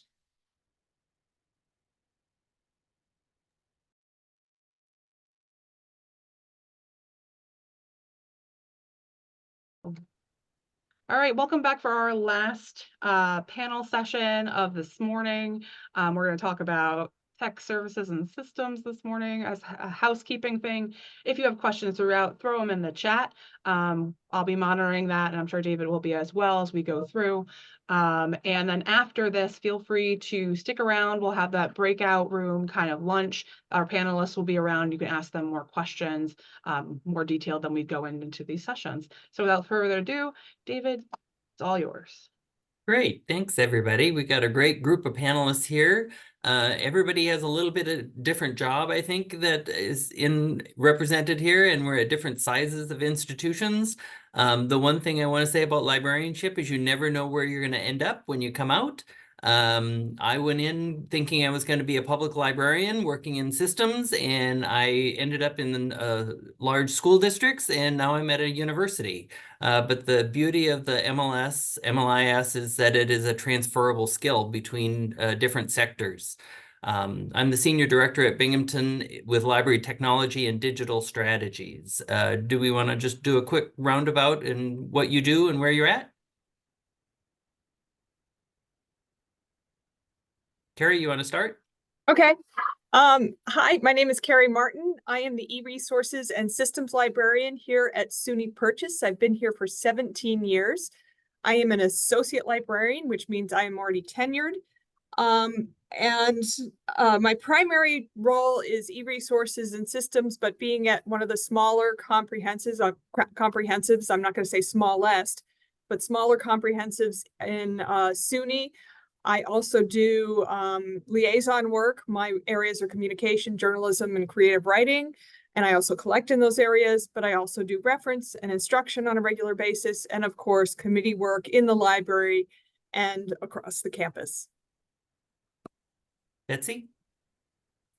Hi, I'm Betsy Tucker. I work at SUNY Oneonta as the Acquisitions and Collections Management Assistant. I've been in this position for about 2 years. I am actually professional staff, but I have my MLIS. So that is an interesting position to be in. This job involves monographs purchasing and tracking. And I'm also the liaison to our foreign languages department because we're also one of the smaller comprehensives. Ruth? Hi, I'm Ruth Owens, and I am at SUNY, the SUNY College of Environmental Science and Forestry, right across the street from Syracuse University. And I am an associate librarian here. So I have tenure as well, and I've been in this position for almost 11 years. And ESF is very small, but it's a doctoral granting institution.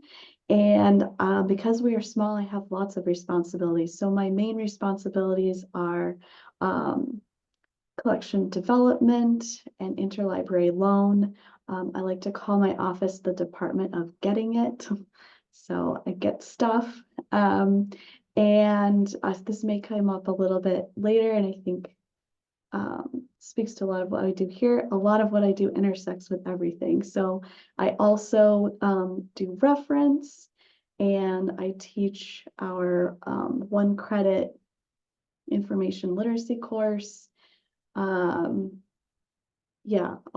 Several public services things. I'm working on some projects with that. So there's a lot here, but my main responsibilities are more of the collections and resource sharing. Jill? Hi, I'm Jill Locascio, and I'm at the SUNY College of Optometry, which I think is the smallest SUNY. So as you can imagine, I wear a lot of hats. I do systems, e-resources, discovery, technical services, acquisitions, cataloging. It's kind of easier to say what I don't do than what I do. I don't do reference. I don't do ILL. That's about it. I've been here for about almost 12 years. And I am an associate librarian, luckily have tenure as well. And just excited to be here today. Yeah, so I've been at Binghamton for 8 years, and I got tenure last year, so I am also an associate librarian. So we talking about staying on top of things, this is kind of the biggest challenge that I have is where do you stay connected to the advancements in technology and technical services, things that are happening in your different areas? And what are some examples of those things that you're watching?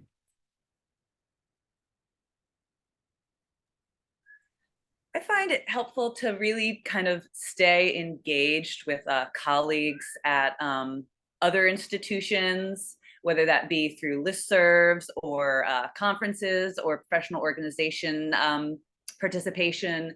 I think that's a good way to keep your ear to the ground, because you'll hear just almost buzzword issues start popping up, things like AI. I heard so much about that this year, and webinars galore. And so that will clue me in as to something I need to start becoming familiar with and acquainted with. I also really try to make it a habit to look at job listings all the time, and you can see what is really being stressed in those job listings, and that kind of shows you the direction of where things are going. And again, that can show me what I want to keep an eye on and kind of look into more and learn about. Even kind of if you keep your eye on webinars and things being offered, there are all these always kind of common trends that you can identify, and that is a way of keeping up with technology issues in librarianship and kind of in a broader sense in academia and just in the world, and can help you stay plugged into what is happening around you. I think Jill covered all of it. So I would agree with that, but be open to possibilities as well. Make sure you're also attending events in person if you can, if there are funds. I know funds on some campuses are pretty much dried up here. It is very much the case, especially for those of us who already have tenure.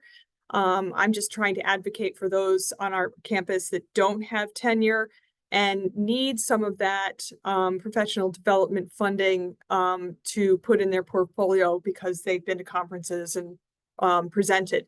So, but I've looked at other opportunities, and sometimes, unfortunately, you do have to pay out of pocket for these things if you still want to do it. And look into opportunities to expand your skills. We have not had somebody really formally managing our website here at SUNY Purchase for many, many years, and nobody is stepping up. And I debated during the pandemic whether to learn coding, and decided not to, because I was also remote schooling both of my kids in the same room I was working in. So didn't, but an opportunity came up recently, and so I've started a part-time coding certificate, and it's going to be interesting to see how it goes. I'm only in week 4, but it's just, how am I going to use it? Maybe I'll help with the website, but I think it's important to just have a basic fundamental understanding of things and take those opportunities when they come up. So how am I going to use it? I can't exactly say, but I've come back to this thing several times and I'm like, no, I need to know more about this. So at least I can kind of have better conversations, not only with my colleagues here at the library, but my larger sphere of colleagues. And it's just important. I also have a certificate in linked data, which I got many, many years ago.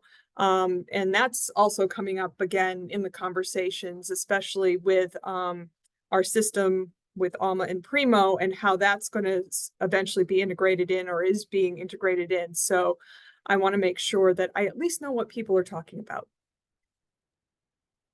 Something I might add here is, I agree with, going to the conferences and finding workshops and webinars like this or other things, but also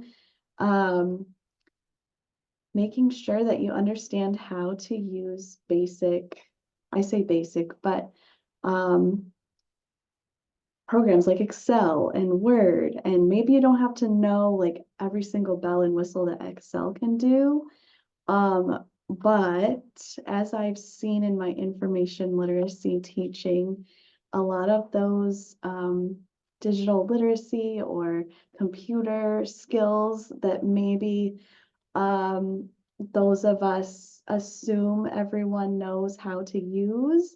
It's not the case so much. So if you're feeling a little rusty or you just don't know, make sure that you find some YouTube videos or sometimes the library councils have had, I don't know if they still do, like lynda.com or the LinkedIn things to know how to use Excel. I just keep coming back to that one because of some experiences we have right now with that. But knowing how to use those basic software and file sharing and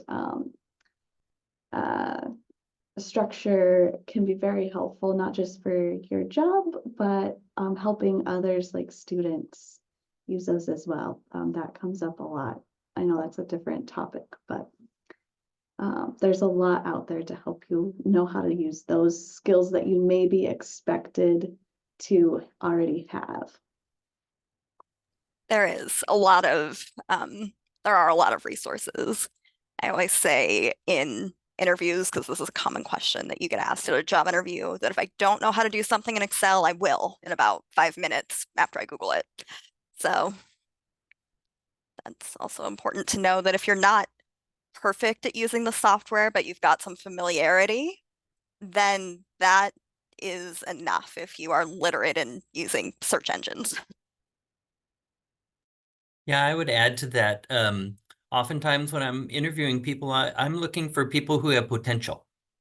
And so demonstrating, you know, how you have done something and how you're creative in finding a solution for something is, you know, it may not relate to libraries, but, you know, like we talked earlier, you know, taking apart the Keurig and making it work, you know, that showed a lot of potential in being able to figure out a problem and resolve it. So even though she's the Keurig girl, that was a great example of something that I would find impressive as somebody who is doing interviews.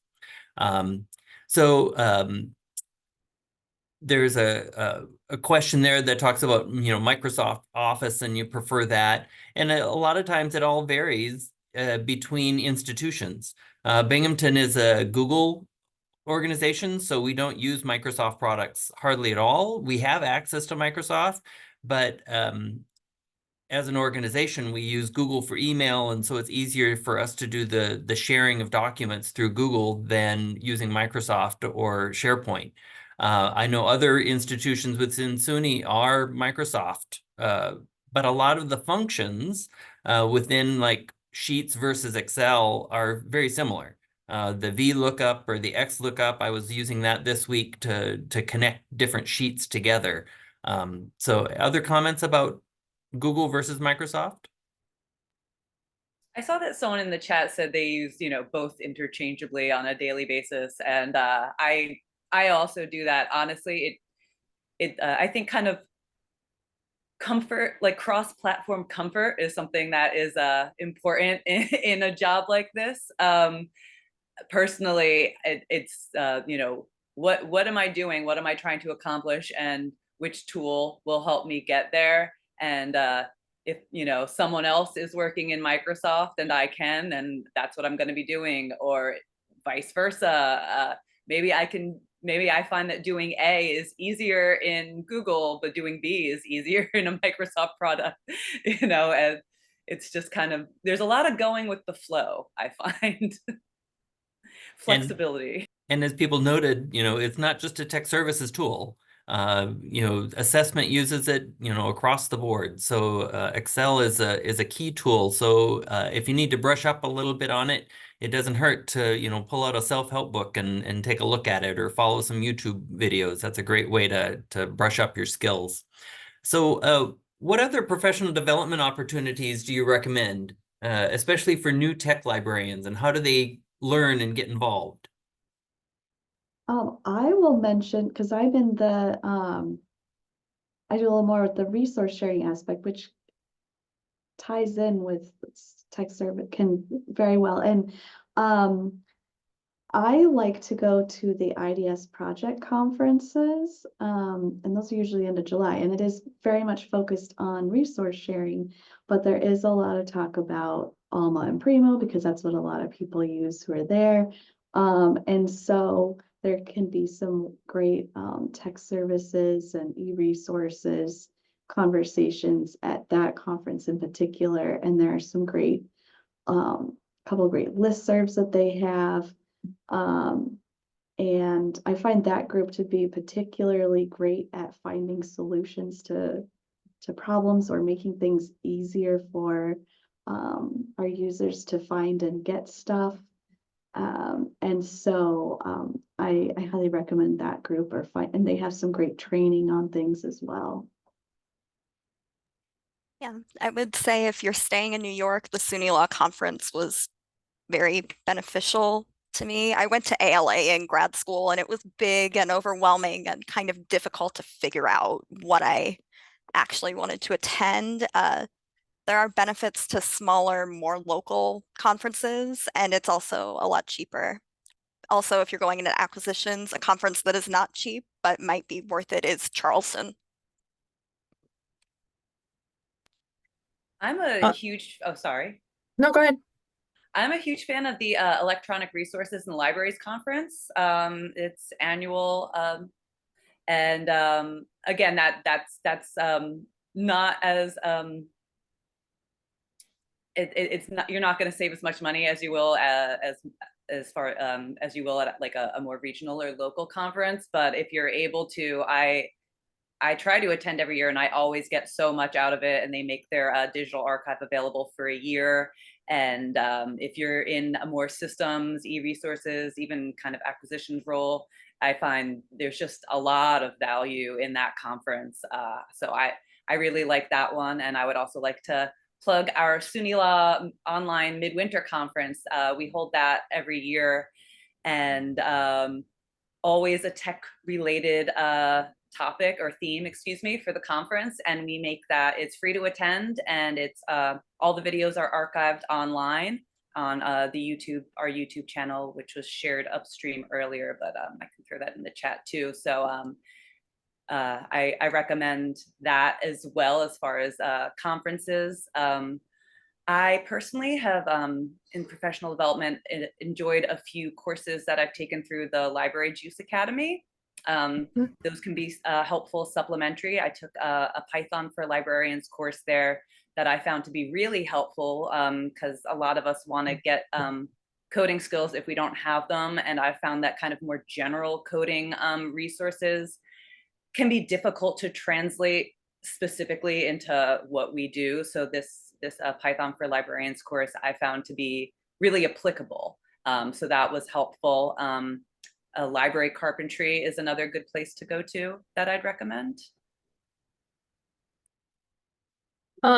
Everything everybody said, I'm going to say that all the time, but also in going to conferences and doing training, also find your tribe. In some ways, I still feel like we're a bit of the redheaded stepchild of the library world, but we've all come to this in one way or another. And I was an English major. I have a master's degree in English. Why am I a systems librarian? I was willing to do it. So, and there was a need for it. And I was really saying, this is fundamental and foundational to everything else that every librarian does here and how we support our patrons and our faculty. And so it kind of fell into my lap. I was in interlibrary loan before, went to many, many IDS conferences, went to many Iliad conferences, and just connecting with those people. And some of us are more inclined to be introverted, not reach out and connect with people because we're busy doing our system stuff. But when I connect, it's just so valuable and so meaningful.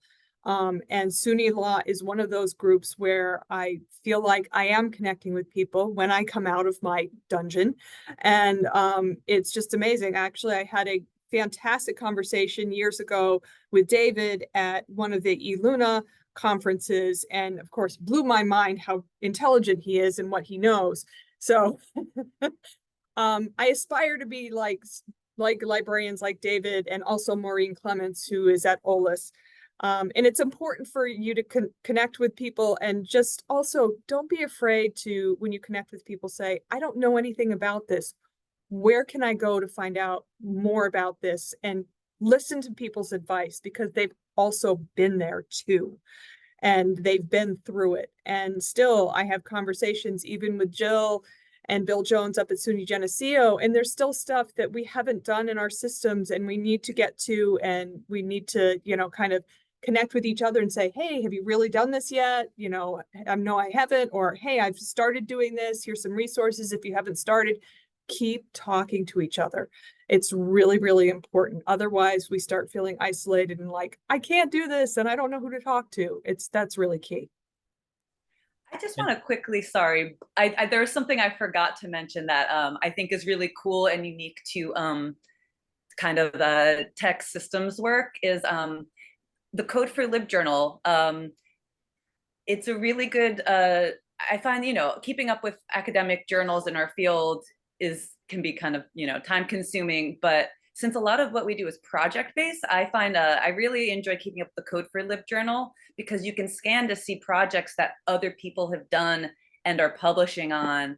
And it's really kind of, it's really practical. Whereas, you know, if you're reading a journal article in maybe a reference type journal, it might not help you that day or that week. And I found that I'll just be kind of wanting to know how to create some type of integration, and I'll Google the integration I'm thinking of and then Code for Lib, and sure enough, someone already, you know, did it and wrote about it, and there it is, and there's the code, and like that's really cool too. So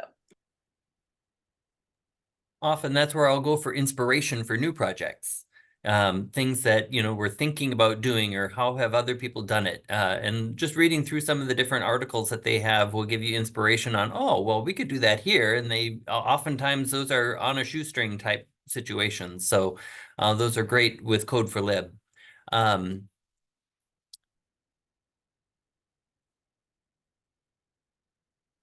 lost my page. There it is.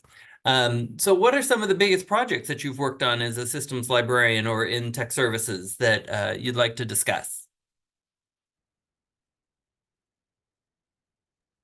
I want to say one of the biggest ones that we did was just migrating over to Alma and Primo, which was a SUNY-wide project, but I was the my campus lead on that.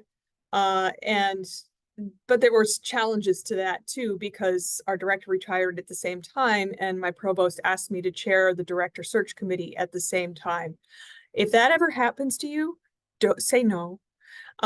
So your focus, if you're switching any sort of system, is the system when that is happening. And so, you know, that's probably the biggest one, but we have a new director here, and he wants to get into more statistics and also sharing out statistics. So I am going to have to learn Power BI, which doesn't actually seem that complicated. It's a matter of actually just having the data sets in order to put it in there and developing. And this is where the web stuff might come in, is actually creating a page on our website that people can actually look at and see those statistics, and they're populated and updated on a regular basis. So that's kind of the systems migration. And then this Power BI piece is probably going to be one of our biggest things. There's always projects going on, but those are two bigger ones. Yeah, we just did a bunch of stuff with Power BI, and I published an article on Code for Lib. So I have somebody who's really good, but that's the joy of working in a larger institution, is I have somebody who can focus on systems things like that. And he's actually a programmer, and so he's gotten really good at Power BI. So, and this goes back to previous conversations. It's those connections about who you know. I was going to say earlier, we don't just borrow books from each other, we borrow knowledge, and we share freely. Don't hesitate to reach out to somebody and ask for help, because I always say, I will give you advice and it's always free. You can do with it whatever you want. So Betsy, are there projects that you've worked on that you want to talk about? So I keep annual statistics for our monograph orders. I do most of that work manually because we only order 1,000 monographs a year, which probably sounds like a lot to people who aren't in libraries, but compared to the number of electronic resources that we have, it's a much smaller number. And so it's a micro set of data that I can kind of work with. And that's really improved transparency between the library and the academic departments. They understand what they've bought with their money and how that money is allocated and where it's going. And I think that's been helpful in getting them to use their budgets more.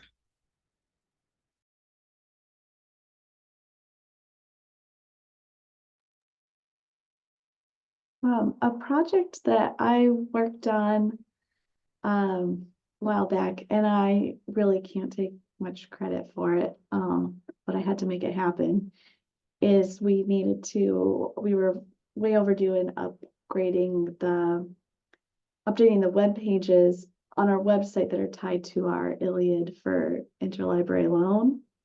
And so a couple of years ago, I worked on that, and one of my colleagues has much more experience in coding and HTML, and so he helped me. He doesn't have experience with interlibrary loan or ILLiad per se, and I talked with some IDS people who had gone through this, and so all together, we fixed our web pages, and they look amazing now. And the main thing I did was, this is what I'd like to see there. And then my colleague here, Casey, he was able to make it happen with the HTML and those kinds of things. And so I was trying to learn it, but then I can. But then I realized, Casey knows how to do this, and he was willing to help me. And I think that that's where kind of what we've been talking about, leaning on each other, and especially in the smaller places where we share a lot of responsibilities and transfer our knowledge to different areas, that's really important. I was going to say a lot of what we do oftentimes is project management. And they're cross-departmental because, you're working with interlibrary loan, or you're working with research and instruction with LibGuides, or you're working with, Primo, and you're working with circulation. So it's often not that you're doing it for yourself, but you're doing it for somebody else. And it's a cross-departmental thing. So project management, I don't have a certificate in project management, but I've managed many projects. And so having some skills or a way to track projects is always a key piece, I think. One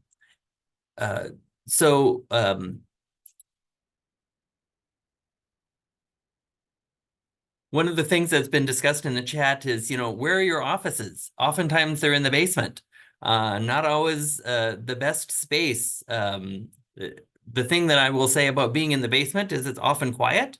And so when you're needing to focus on projects, it's easier to be in the basement, but you don't have any windows. I'm a little jealous of Ruth because I think all of my people would be very jealous of Ruth's office with a window.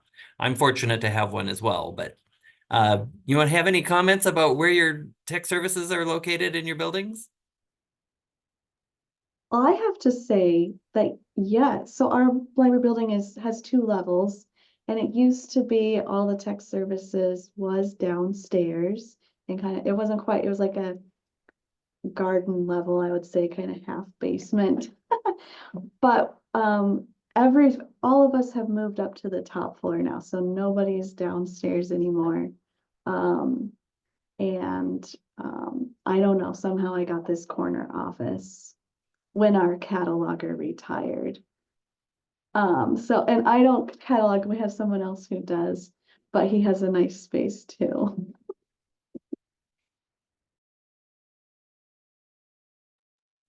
Mine's, sorry, go ahead, Betsy. So we are also in the basement, but we also have windows. It's only dug into the ground on one side. And I think partly they put us in the basement because we don't really need to be on the floor with the patrons. We just don't have as much contact with them by nature of our jobs. And I've always kind of liked that. It's peaceful down here. I'm on the first floor, just outside the main reference computing area and across from the reference desk. But it was just the room became available, and it's actually quite a large space. I don't need this much space. It really should be a space that's used for students or available to students, but there's no other place for me to be at this point. And our tech services offices are actually on the same floor, but at the back of the building.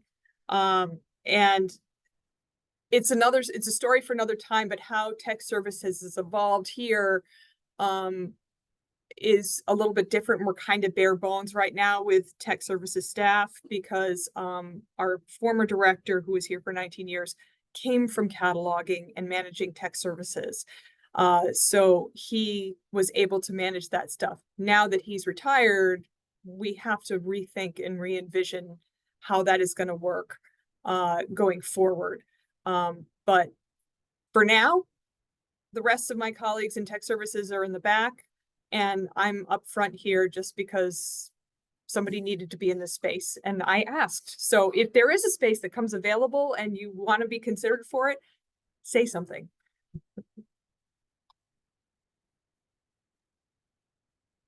Jill, do you, this is not something that we've talked about in most of the other sessions, but do you all have work from home opportunities? Jill, I see you working from home today, so. Yes, so yeah, I mean, not as much as I personally would like, but yeah. We get a remote day. In theory, we have a couple librarians who do work from home, but I like the separation between office and home. And also I handle actual physical books, so I have to be in the office to do that.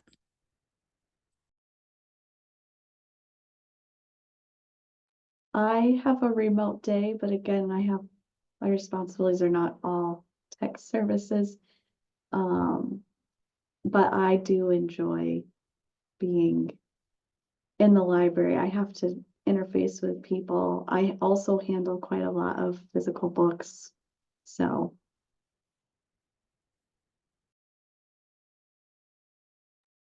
Personally, I like the separation of work myself. I know I have colleagues who like to have that, they feel like it's their non-meeting day when they're working from home. But I like to be in the office because then when I go home, I can leave the office at the office. That's just kind of my mindset, I guess. Carrie, do you have anything you want to add to that? I just put it in the chat. I do get one remote day a week, but sometimes I just have to skip it. Well, part of the reason I do have a remote day is because our dog is not in daycare and she can't stay home any more than 6 hours at a time. So it's partly that I have the blessing that my husband mostly works from home and has a lot of flexibility in his job. I know that's a privilege that we have and we take advantage of it, but not everybody can. Yeah, sometimes I'll just skip the work from home day if we're interviewing candidates or there's a meeting that has to be face-to-face. Yep, I'll just skip the work from home day and come in, and because that's more important at that point. Great. Yeah, and I am single, childless, petless. So obviously there are people who need that work from home time and use it well. It's just not something I personally require. So I think we've talked a little bit about this. And if there are other questions that people would like to know more about, by all means, ask them in the chat.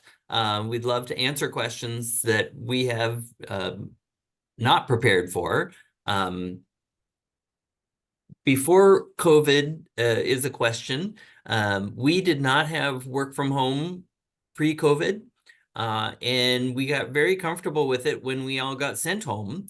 It was a challenge, I think some of our colleagues that came on during COVID, it was a little more challenging because we weren't, it was harder to become collegial because we didn't see them other than through Zoom meetings. And we really we really missed the water cooler concepts of, standing around and having a conversation after a meeting, because you don't do that in COVID. You schedule a meeting and you show up and you talk about what's there and then you leave. And then you never really find out, how's your dog? How's your husband doing? Or how's your wife? So those are things that we kind of missed. We did have more library meetings, so we tried to have quarterly meetings during COVID, where we don't have full library meetings as much. So other people's experiences of?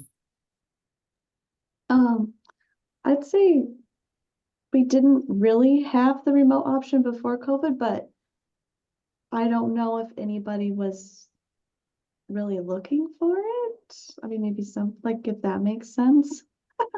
And then since COVID, it's become a little bit more of an option at expectation. And I think it's also important for those going into a library job, or maybe your first job out of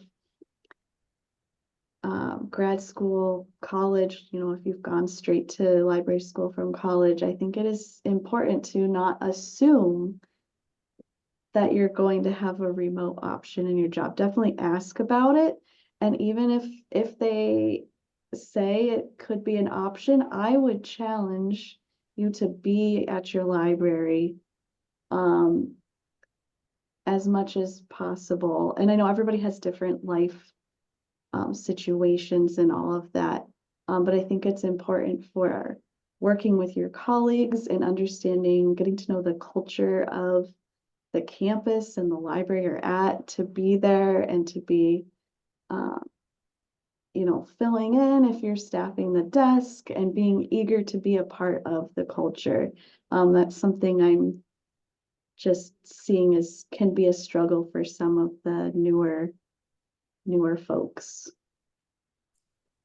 I'm finding this an interesting conversation. We also did not have it as any type of remote work as an option prior to COVID. And I personally thrive working remotely. I like to wake up, shower, get going, just get going and go as long as I can, because so much of my work is really project-based. And when I am in the library, I call my office my cave, so I'm in my cave, and then, I'm in my cave for hours, barely get up out of my desk, and then I go home and then I'm done. But I like when my office is at home, my home is my cave, and I'm just going, and I can go 12 hours if I need to satisfy the project that I'm working on, or not. I can go, 2 hours and take a break, and then, a few more hours and take a break. And I find that really is how I am at my most productive and thriving. And I would probably be fine going into the office one day a week,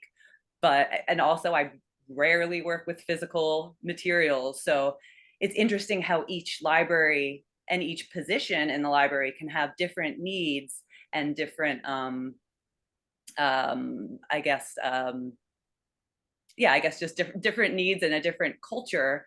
And I don't feel like it's made me, particularly out of touch. Maybe that's because I had so much, time in the building prior to COVID. But again, most of my, I guess, interfacing with colleagues is more fellow system colleagues in the field than library staff. We're very siloed, and so there isn't much change culturally in the office versus out of the office. So it's interesting how every place is so different. We had a remote option before, which was actually supported by our former director, Patrick Callahan. And because he understood some of the needs for flexible working at times, I only did 1 day a week. And it was mostly the parents in the building at that time that were taking advantage of it. But, we also need to recognize that everybody has needs for flexibility at different times in their lives.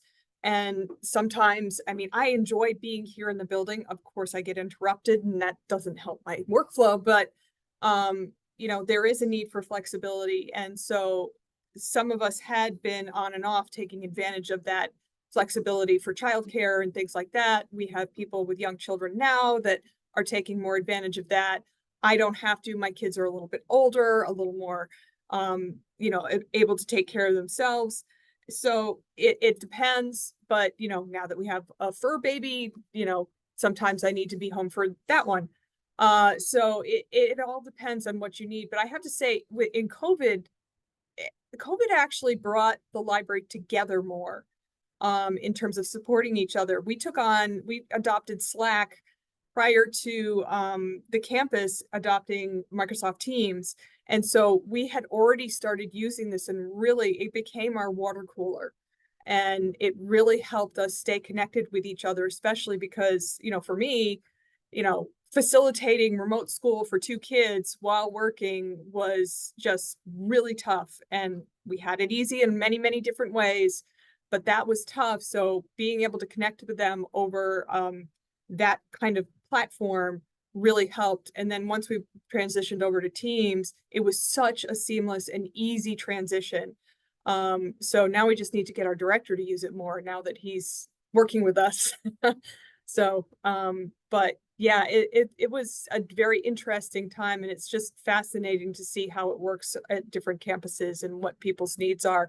But what it has taught me is to respect people's needs for flexibility, and they aren't just parents who need to pick kids up from soccer practice or whatever. There's so many different reasons for it, and we need to be understanding and step up in different ways when people can't be here.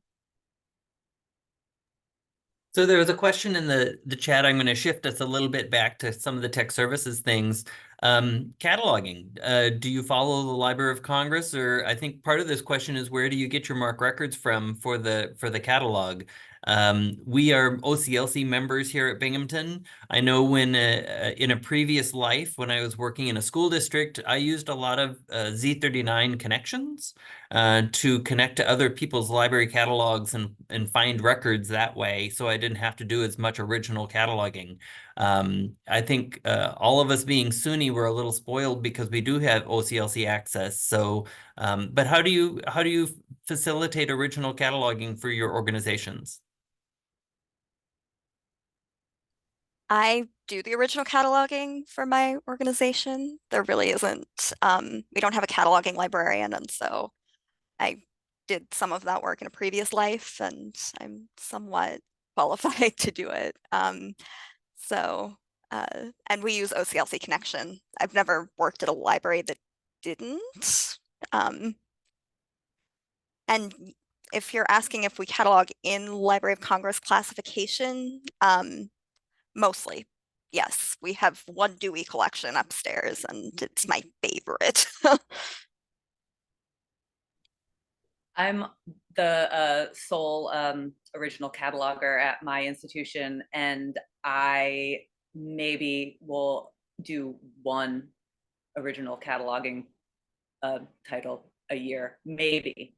From the time I started nearly 12 years ago to now, the amount of books that I have to catalog from scratch has just dwindled to just about nothing, which is good and bad, because now when I started, I would consider myself much more of a cataloger. My job has totally shifted into, now I'm much more of a systems librarian, and it's just interesting how that just kind of naturally happened. We also use Library of Congress cataloging, and we catalog in Connection, but it's almost entirely copy cataloging when it happens. If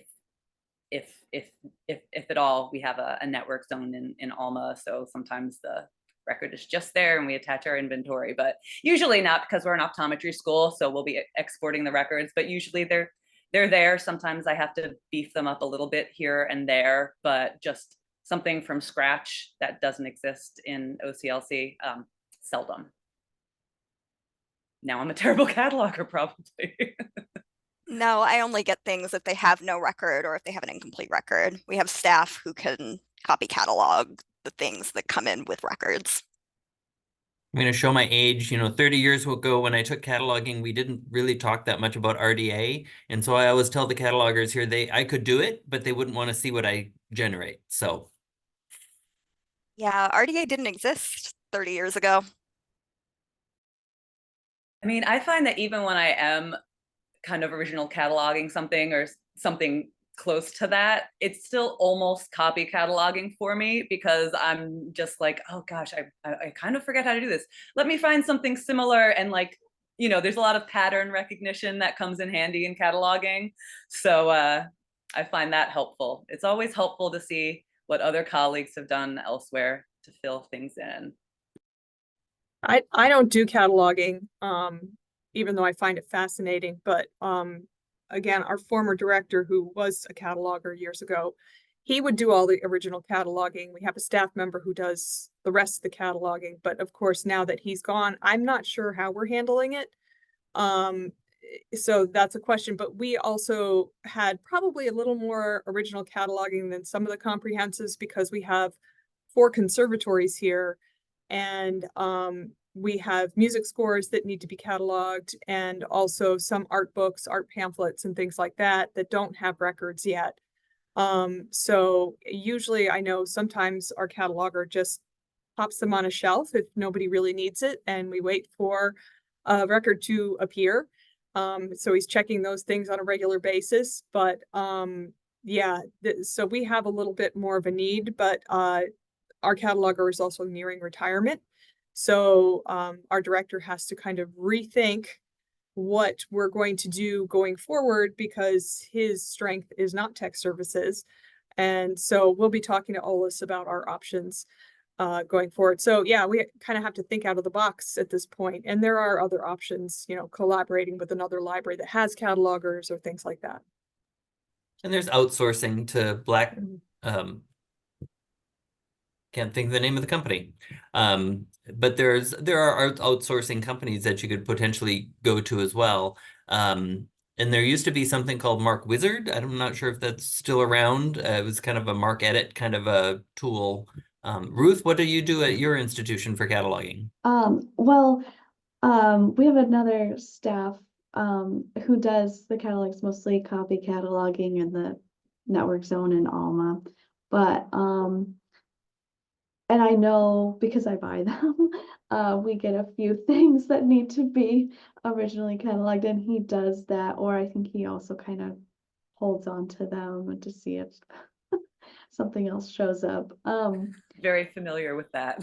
Yes. And we don't do this anymore, but when I was an intern where I am now, we would get the print dissertations and theses. Now they don't print them and bind them anymore, but those all had to be originally cataloged. And when I was an intern, I did some of that. So, and I think that was really interesting, because, and those, I don't know what other libraries do, if they still get print and bound theses and dissertations, because you have to originally catalog those, and they're very, very specific.